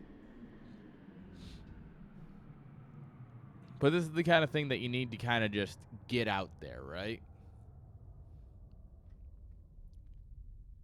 Like, I even tweeted it. That's how much it matters. Not that anyone liked it, but I did tweet it.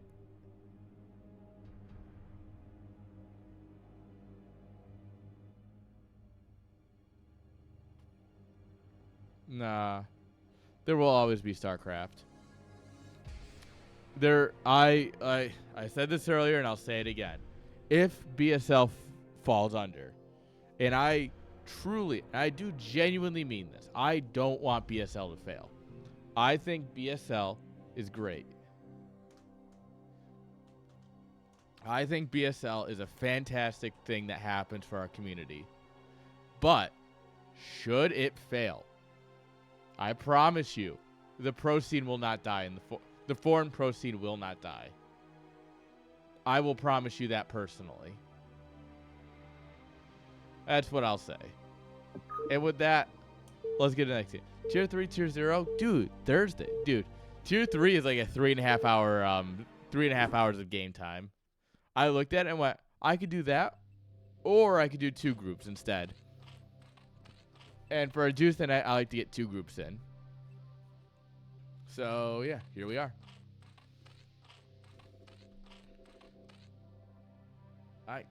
Don't worry. When I don't switch the scenes, it's on purpose. I haven't started talking about the game yet. I'm letting it run a few seconds in the background while I finish my sentence. Don't worry about me. Spawning here in the top left-hand side with the teal drones. Give it up for Sloth. Sloth is a great person. Sloth is one of my favorite people to talk to. Sloth is just great. As opponent in the bottom right-hand side with the white drones, we have some nerd. Some absolute nerd named Bromato or whatever. Yeah, it doesn't seem that important. Yeah, give it up for Vile Tomato. Or Bromato, as I like to call him. Oh, yeah, no. I definitely do forget scenes from time to time. I'm not going to lie. But, like, also, there's a fair amount of times where I don't switch on purpose while I'm finishing a statement. I'm like, scene. No. You feel free to call me out. Like, I don't mind it. It's just, like, it is one of those things where it's, like, when everyone says scene every time and you're trying to, like, do a proper production level transition, and everyone's like, scene. You're like, no. We transition at like the specific time to get the right emotion for this transition. You know? Sidon, how you doing? Welcome. Hope you're ready for some StarCraft.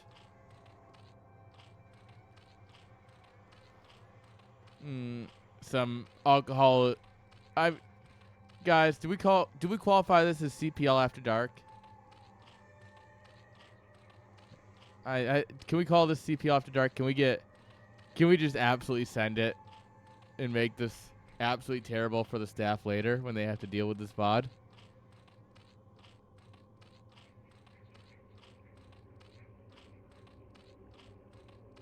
I think we can. I think that's fair.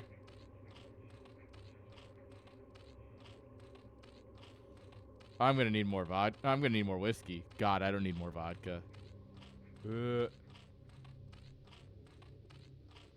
But I want it now.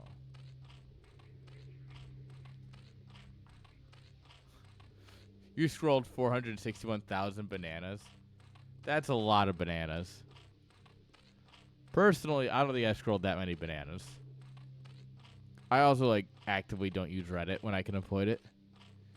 So we're going to go Ling Speed here with a natural versus an in-base hatchery and a layer.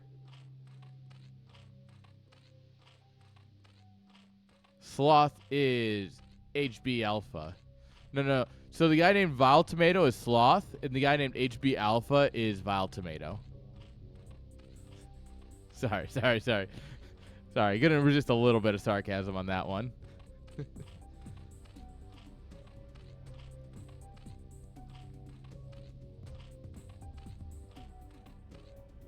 Oh, man.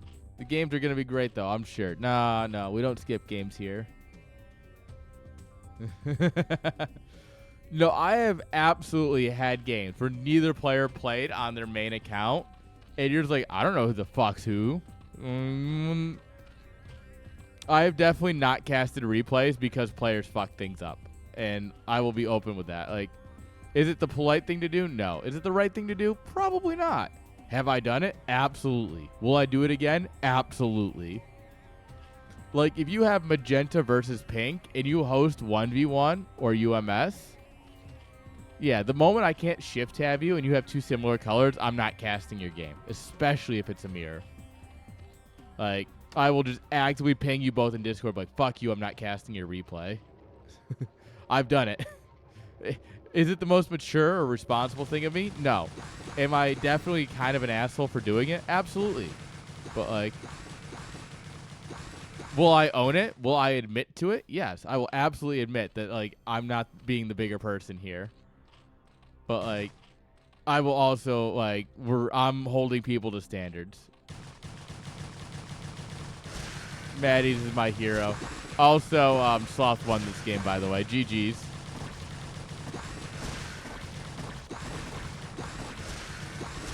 Yeah, this is absolutely Sloth's game. 4 drones to 10. Like, if you lose this, you are Omega throwing. GG. Second wave of links comes in, and he's like, tap out. We're done. We out. GG's. Let's go Sloth. Da. Let's go Sloth. Da.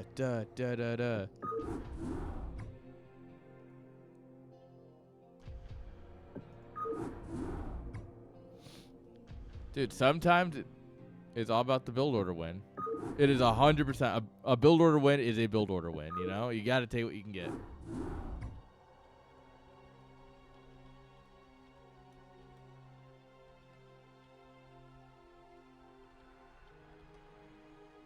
All right. Wait. Where's my beer? There's my beer.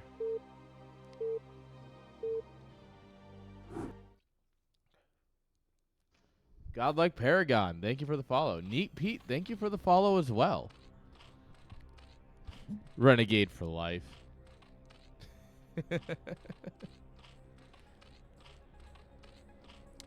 Spawning here in the top right-hand side with the teal drones. Give it up for our boy, Sloth. And his opponent on the bottom left-hand side with the olive.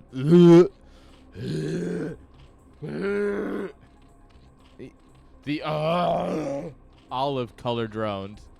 Give it up for Bromato. You know what? We're shift tabbing just so we don't have to look at olive.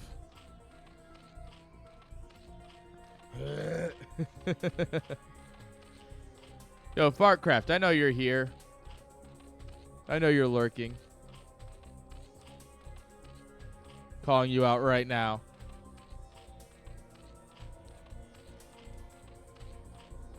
Bromato, show yourself.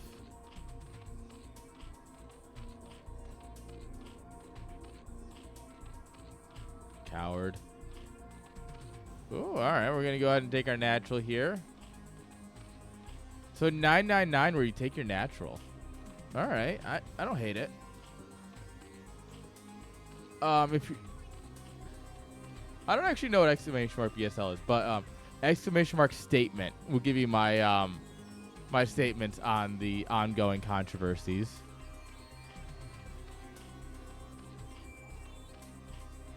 We as a bunch of foreign tournament organizers, we released a group statement, and if you read down, I think it's comment number 9.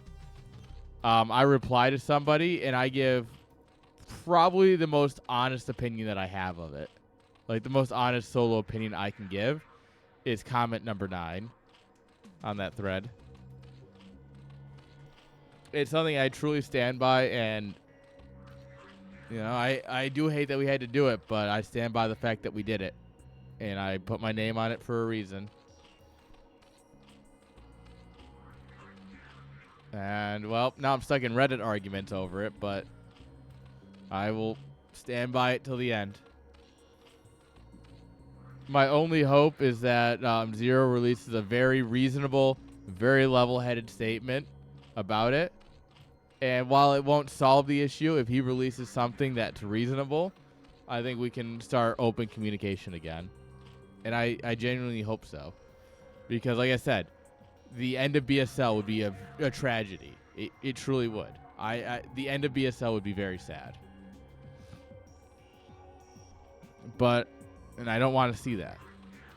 But if that's what has to happen at this point, it would be, you know, it wasn't my choice to make these decisions. Zero's the one who made them. Sloth's going for layer. Bromato is just sticking with his 999.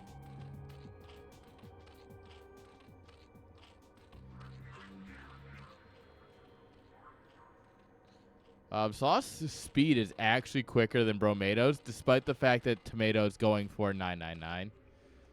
Absolute fucking giga brain. Great work, Bromato.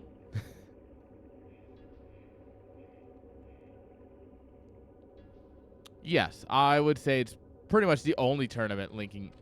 It's the only. Yeah, I guess the only big tournament. I was gonna say it's the only well-known tournament. There's some like pro league level things that are random and happen sporadically that include China, like that include Mihu and stuff. But BSL is really the main thing where Mihu actually gets to interact with the foreign scene. Yeah.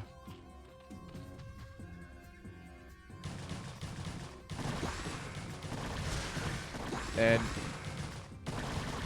well, like I said, no matter what comes of this, the foreign scene will continue. Hard stop. But I would love to see BSL continue on because I think BSL is doing something incredible for the community. There's a reason I'm a BSL caster. There's a reason I do it. It's because I believe in it, you know? And I love the idea. But at this point, it's not in my hands anymore. I've released a statement. I've said what I can say. All right. Bromato's got some damage done. He's now 1 drone up, but I mean, they're both on 2 bases. Just neither are really mining efficiently. Sloth here has the tech advantage.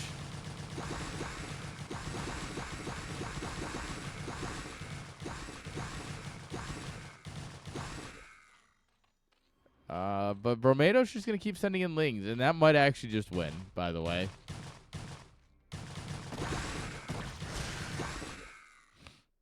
Another drone goes down. Bromato droning and grabbing layer on the back of this. You crazy bastard. Sloth sees a bunch of lings run in and just thinks it's an all-in. We're going to game 3, baby. Tap, tap, tap. Tap, tap, tap, baby.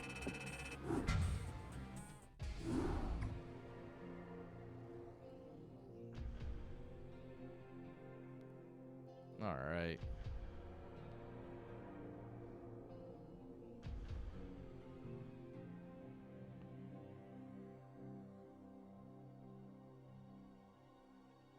Sorry, I'm just reading up on some questions.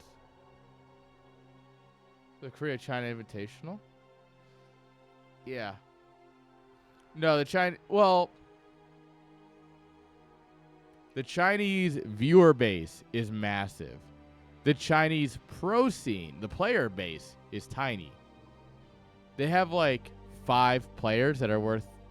Mew's the only player worth talking about. They have like 4 or 5 other players that are like good, and that's about it. But so many people in China love watching StarCraft.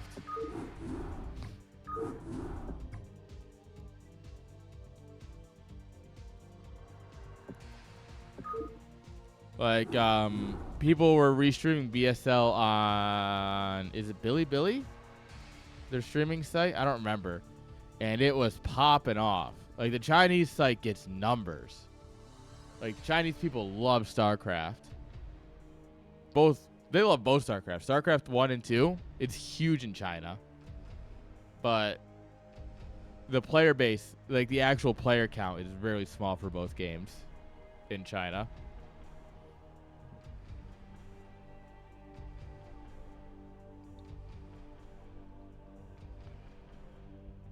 All right, guys, game number 3. The last game of this group. Can Sloth bring it home for the boys?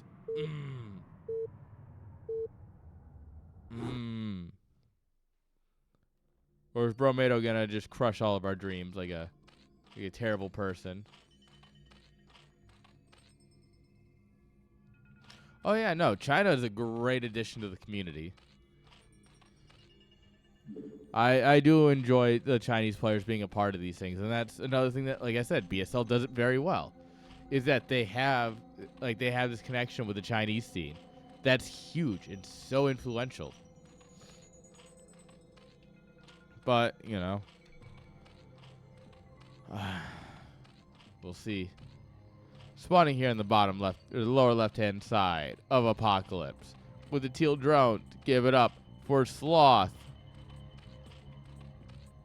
I mean, yes, but in the bottom right-hand side with the gunmetal blue drone to give it up for Bromato. Yeah, China's scene will continue.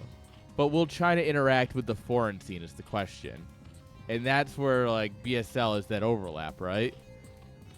BSL is the bridge that connects every foreign scene together.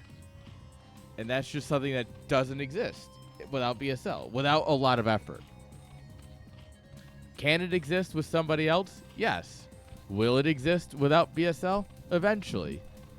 But BSL is what really, you know, makes that happen.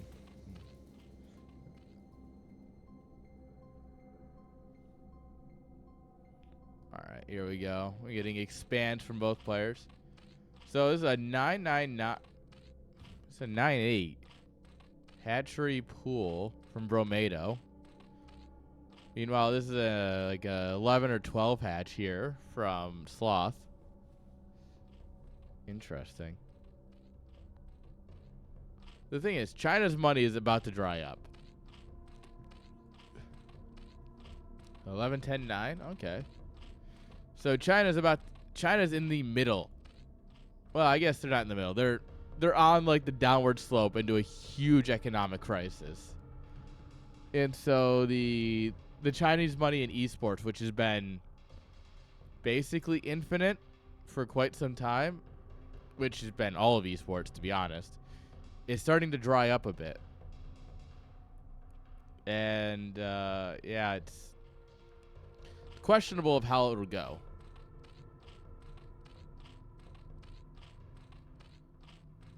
Well, no, China's economy has just absolutely imploded in the last year or two. They have been rich. China's economy has plummeted. Like that's something that there's a YouTuber called Atriok. He was the global marketing head for Nvidia, and like the dude's smart, right? And he does a marketing Monday thing, and he talks about China's economy. No, construction has stopped in China. Construction has fallen apart in China. No. They're not doing that anymore. That's the thing. They're not even building ghost cities. The #1 construction company declared bankruptcy, or is going through bankruptcy right now. Yeah, that's fair. They were. Now it's absolutely falling apart. China is absolutely screwed right now, and that's why they're playing buddy-buddy with a lot of foreign countries right now. They've backed off their threats with the U.S. A lot of their neighboring countries they're trying to make travel deals with or like visa deals, and that's because they're in a really bad spot right now.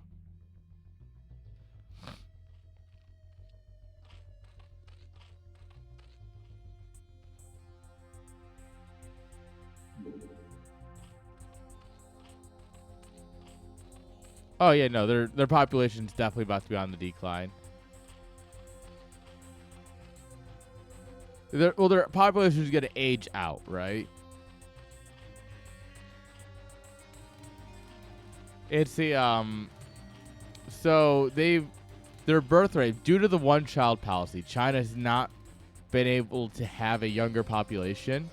They had like a boom, and then they had the one-child policy, and now because of that, they are their population is rapid. Think about like how we are with the baby boomers, but much worse. It's like the baby boomers, but much worse. They're reaching a point where their society is untenable because of how old it's getting on average. And there's just really no chance. Sloth is absolutely stomping here with a lot of lings.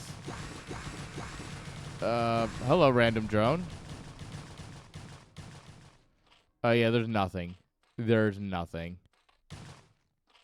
The Sloth, like, takes a minute. He's like, is there something I should worry about? No, Sloth, just win.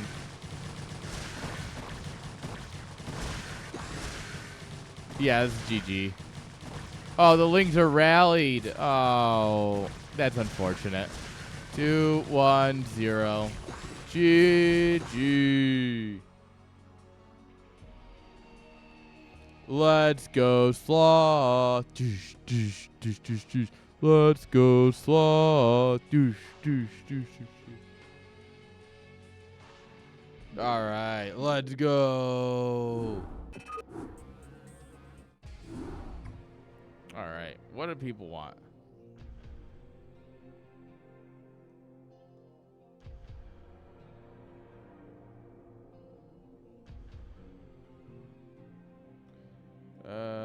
Nothing important.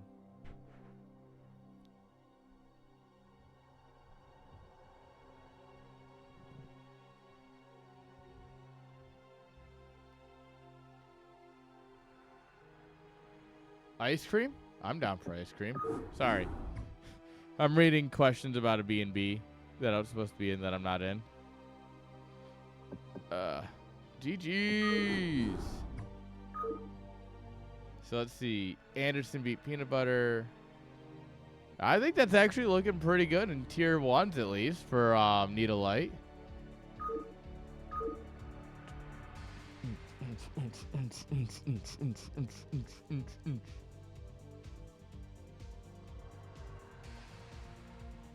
Oh, God. Should you make a giant ant farm? Yes. Do it. Don't be a pussy.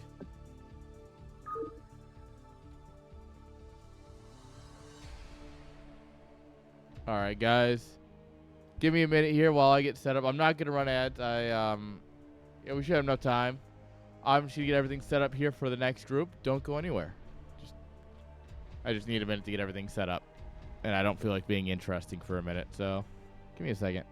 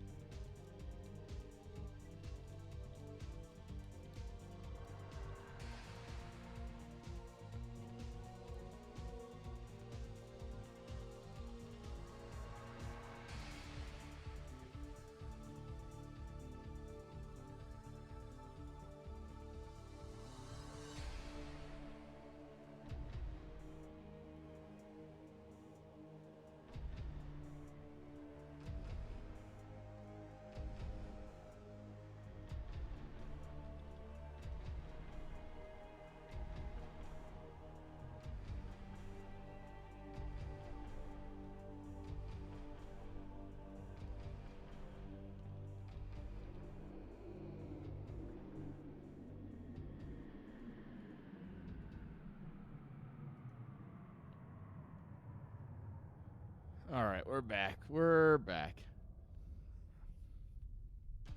Hey, it all worked. Sweet. Sorry, getting stuck in. How is it that I work for the government and I deal with more politics in StarCraft than I do the government? All right. One quick look at government assets. What are we looking at here? Adventure RV. Office and gaming chairs. Yo, his and her gaming chairs. Let's go. Lot with structure on Southeast 17th. Wait, what? What the fuck?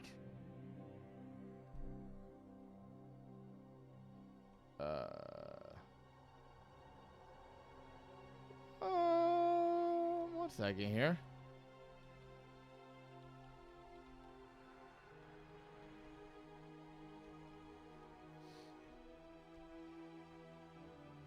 Yeah, that's what I thought. That's like not that far away. A little bit of a rundown area, but like that's a neat little spot.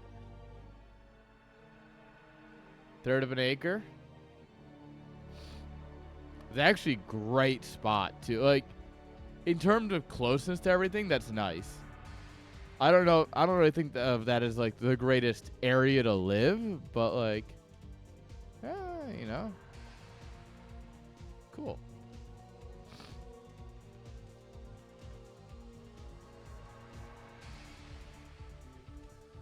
Yeah, no, it's not like the worst property I've ever seen in Oklahoma City, but when I think of like places I'd want to live, that's just like not the spot that comes to mind.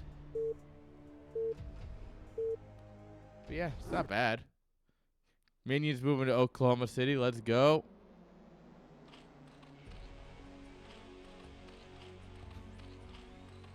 All right.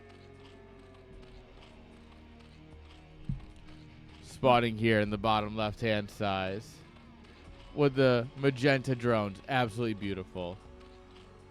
Give it up for sign-in.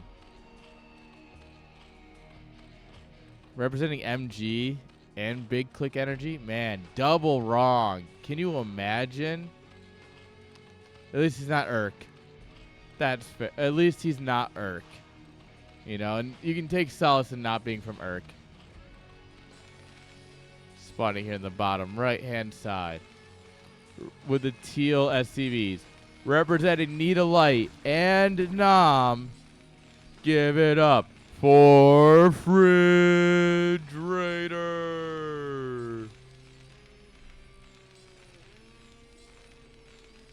Look, I spent a whole weekend getting drunk with Hexy. I can insult Urk all I want. MG is just easy because, like, what does MG do? You know? Don't worry, guys. I'm a part of MG. It's like, all right, cool. I'm part of, like, the kids next door, like, codename Kid Next Door. What are you going to do? We both have our imaginary clubs. One of these days, I'm going to piss off the wrong person with my jokes. Wait. Fridge. Is he going to... Chat, does he do it? Chat, does he do it? What do we think? I think he does it. He better do it. Come on, Fridge. Oh, no! No, Sidon, you throwing. You could have let him do it. You could have let him do it to you. Shame. We almost had the greatest TVZ. We could have had it all. Barracks in your main base. We could have had it all. But you scouted him with your lings. That worked. You see, like I said, every once in a while, you come up with a banger that just works.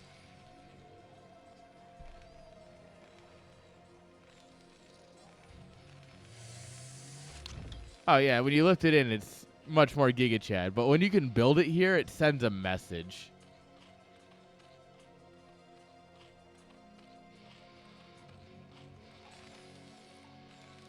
All right. I would say something about Fridge not being in chat means that he lost, but Fridge never shows up, so it doesn't really matter. Because Fridge has no passion. And it's fine, because he'll never watch this VOD. Right, Fridge?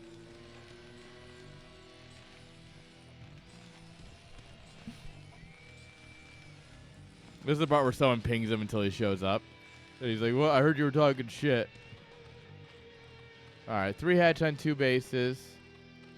We got the layer. The spire is coming up here.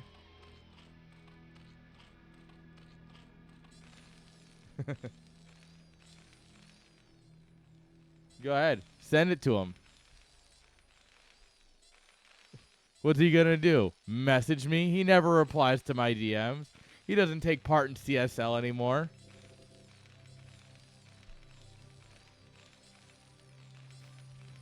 I miss him. I miss him so much, chat.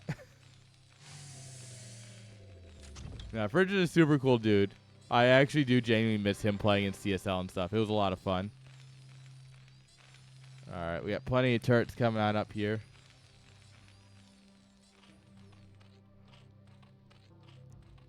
Overlord's going every way. All right. So we'll have the turrets up here as the mutas start. That's beautiful. And look at this. We got turrets in the natural, turrets in the main, turrets on the production. He's going to have a fair bit of ramp control with the turrets this close. So you can just play with your bio like right here. And if it gets dicey, you just kind of back up a little bit into the turrets. Third base coming on up here. Look at it. The flappy shrimp have arrived. Flap, flap, flap, flap, flap. Look at him go.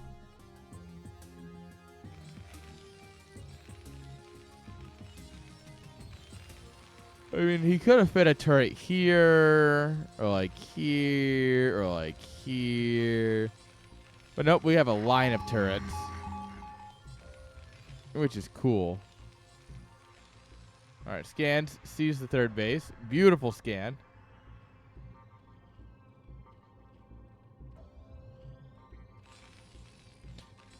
It's not about the money. It's about sending a message.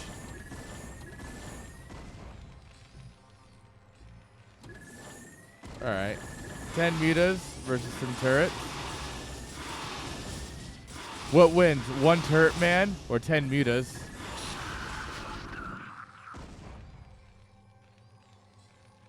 All right, they're going to run away here. They did lose one of their boys. You know, sometimes one of the boys has to go down. Boy sacrificed himself for the boys. We got the Queen's Nest and Evo Chamber. We're going Hive. Guys, so much crazy Zerg today. We have genuinely seen a lot of crazy Zerg.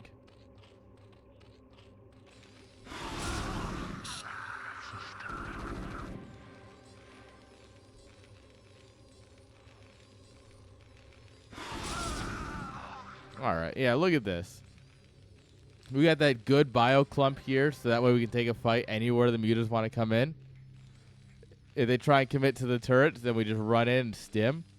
And we just hit 1 stim, 2 stim, 3 stim, and then you just win. 1 SA, 2 SA, 3 SA. Come on. Stim, baby. Oh, he's stimming all right.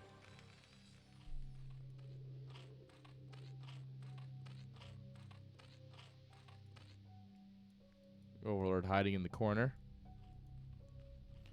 Spores coming on up. Interesting.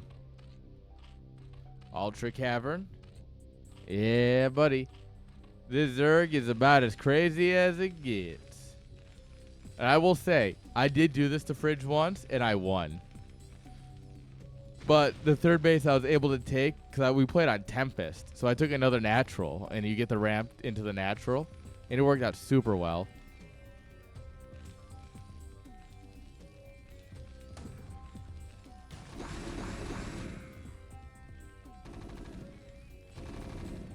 Dude. Stim so that way your psychiatrist is scared of you and not the other way around. That's the power move. Trust me.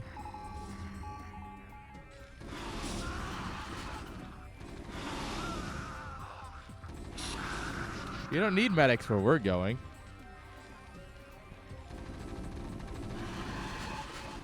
The mutas are popping, though. This is beautiful for Fridge.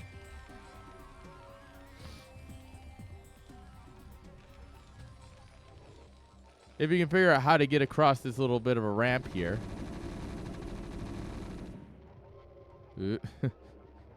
Marines, you might not want to do that, friends. Might not be the best of ideas.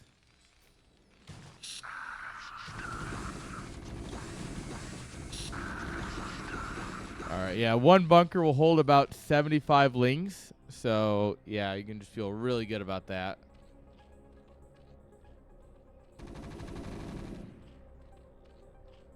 Alright, and the tanks are going to get set up here. Does he have siege mode? Did he ever get it?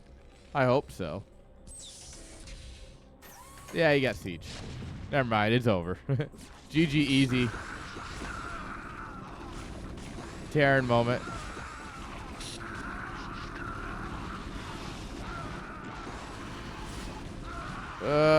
I mean, the 360 no-scope surround is really cool, though.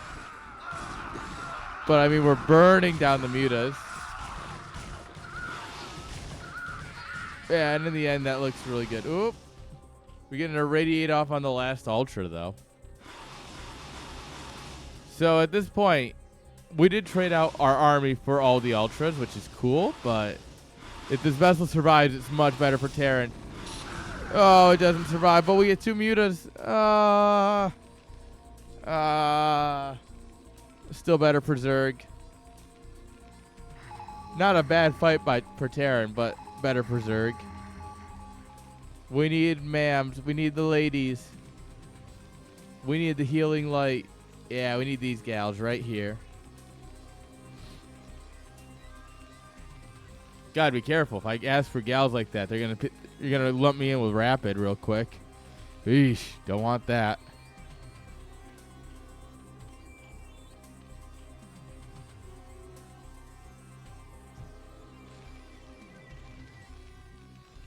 How many Rapid jokes can I make before I get canceled? That's the real question.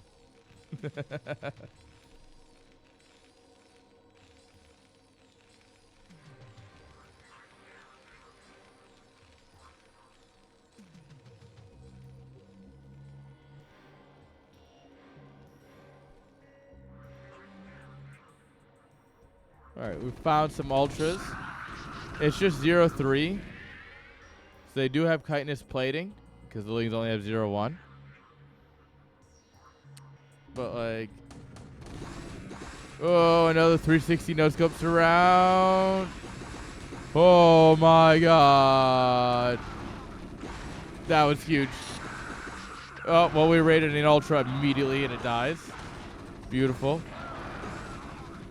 Tanks are good. Tanks are very good. 360 no scope surround's got nothing this time around. Man was prepared.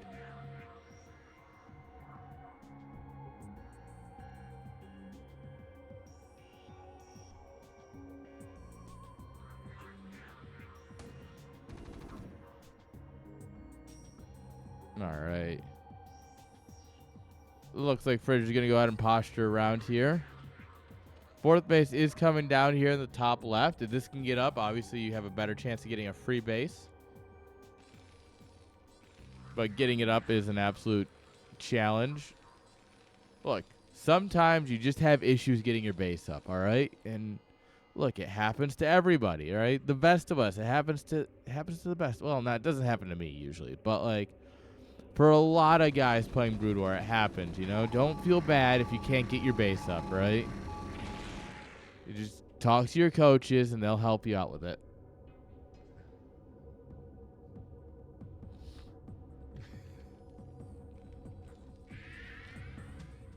Rapid doesn't know how to build a base in Brood War. That's half the issue. Is like, no matter what you think of him as a person, he's not a good caster.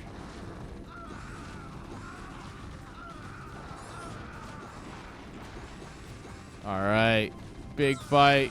Comes in kind of disjointed, though. Oh, yeah. The Ultra stand, no chance. This is like, it's coming in waves. Like, you have to hold on the first wave, then the second wave, then the third wave.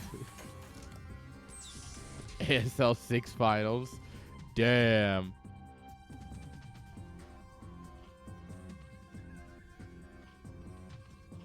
Yeah, things are looking really good for Fridge right now. We're reset back up at the natural. It's 1-4 versus 2-0. I would love to see, armor upgrades at this point. Does he only have one? Oh, he's got both. He's got both engineerings. He's just only using one.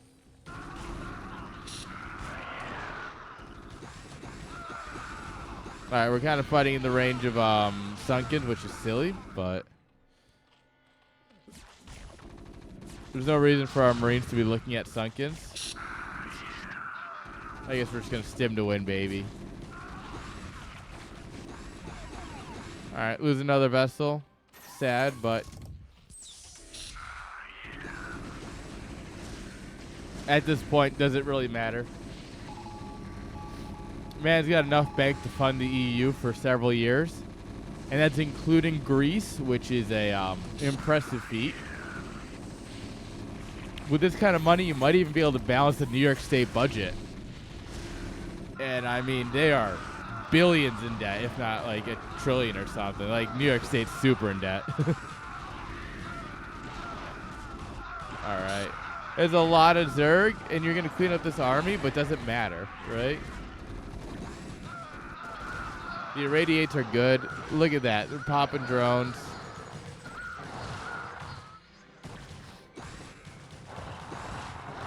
The base is dead. Does it really matter, right? We're going to come up here. We're going to kill this base. We've got the third base in place almost, but we just haven't taken it yet for Fridge.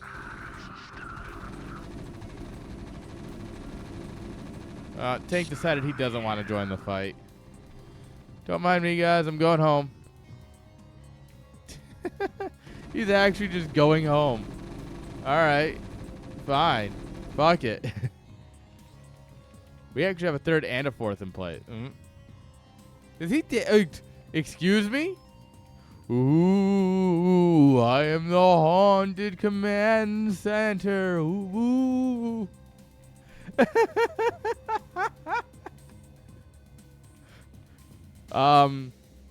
I found your issue. Hey, it eventually I've never seen that before.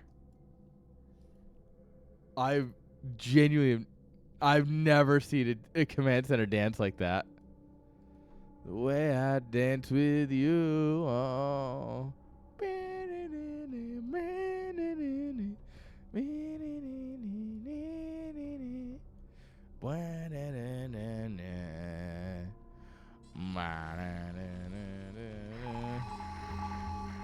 I'm pretty sure Fridge fixed it.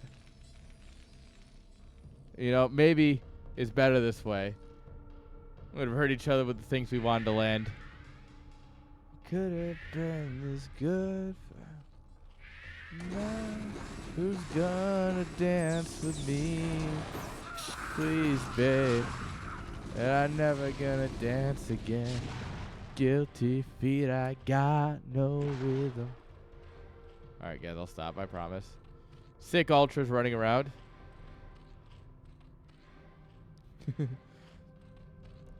No, I've never done it because I don't play Terran, but it reminds me of the Halo 2. Huh. Alright. So you want a style on them. There's a, in Halo 2, you used to be able to do what's called the Ring of Fire. And what you do is you get a Banshee, and you would stick it into the ground, right? So like, you'd have to find somewhere that has like a small wall that you could slam the Banshee into. And you would lock onto the Banshee and then fire upwards. And this worked best on, I don't remember the name of the map, but it was the one that had like the spinning centerpiece, and it had a small tower, and then like a sniper tower. And it had the Banshee spawn. And what you do is you'd launch rockets, and what they do is they would just continuously circle the platform. And you would call it the Ring of Fire as the rockets just continuously circled.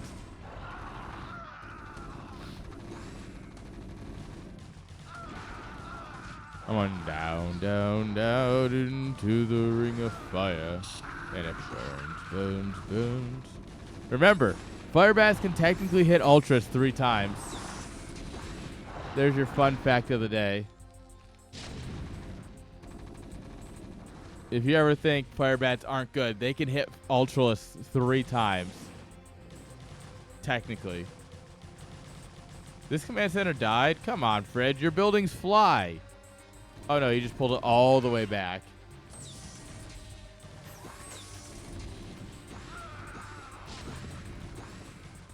All right. We're going to try and clean this up. We can still secure this base pretty easily.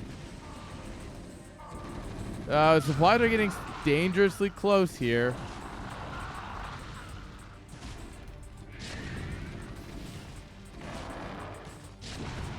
I mean, yeah, it's not a lot of damage, but they can do... All right, name me a unit that hits something 3 times in a row. All right? I challenge you. What other unit does 3 attacks on a unit? Vessels are popping. Fridge tabs out. GG. Sign and takes. Game number 1. All right. Well, guys, the ads are about to run because I totally forgot about them. So, see you guys in a minute.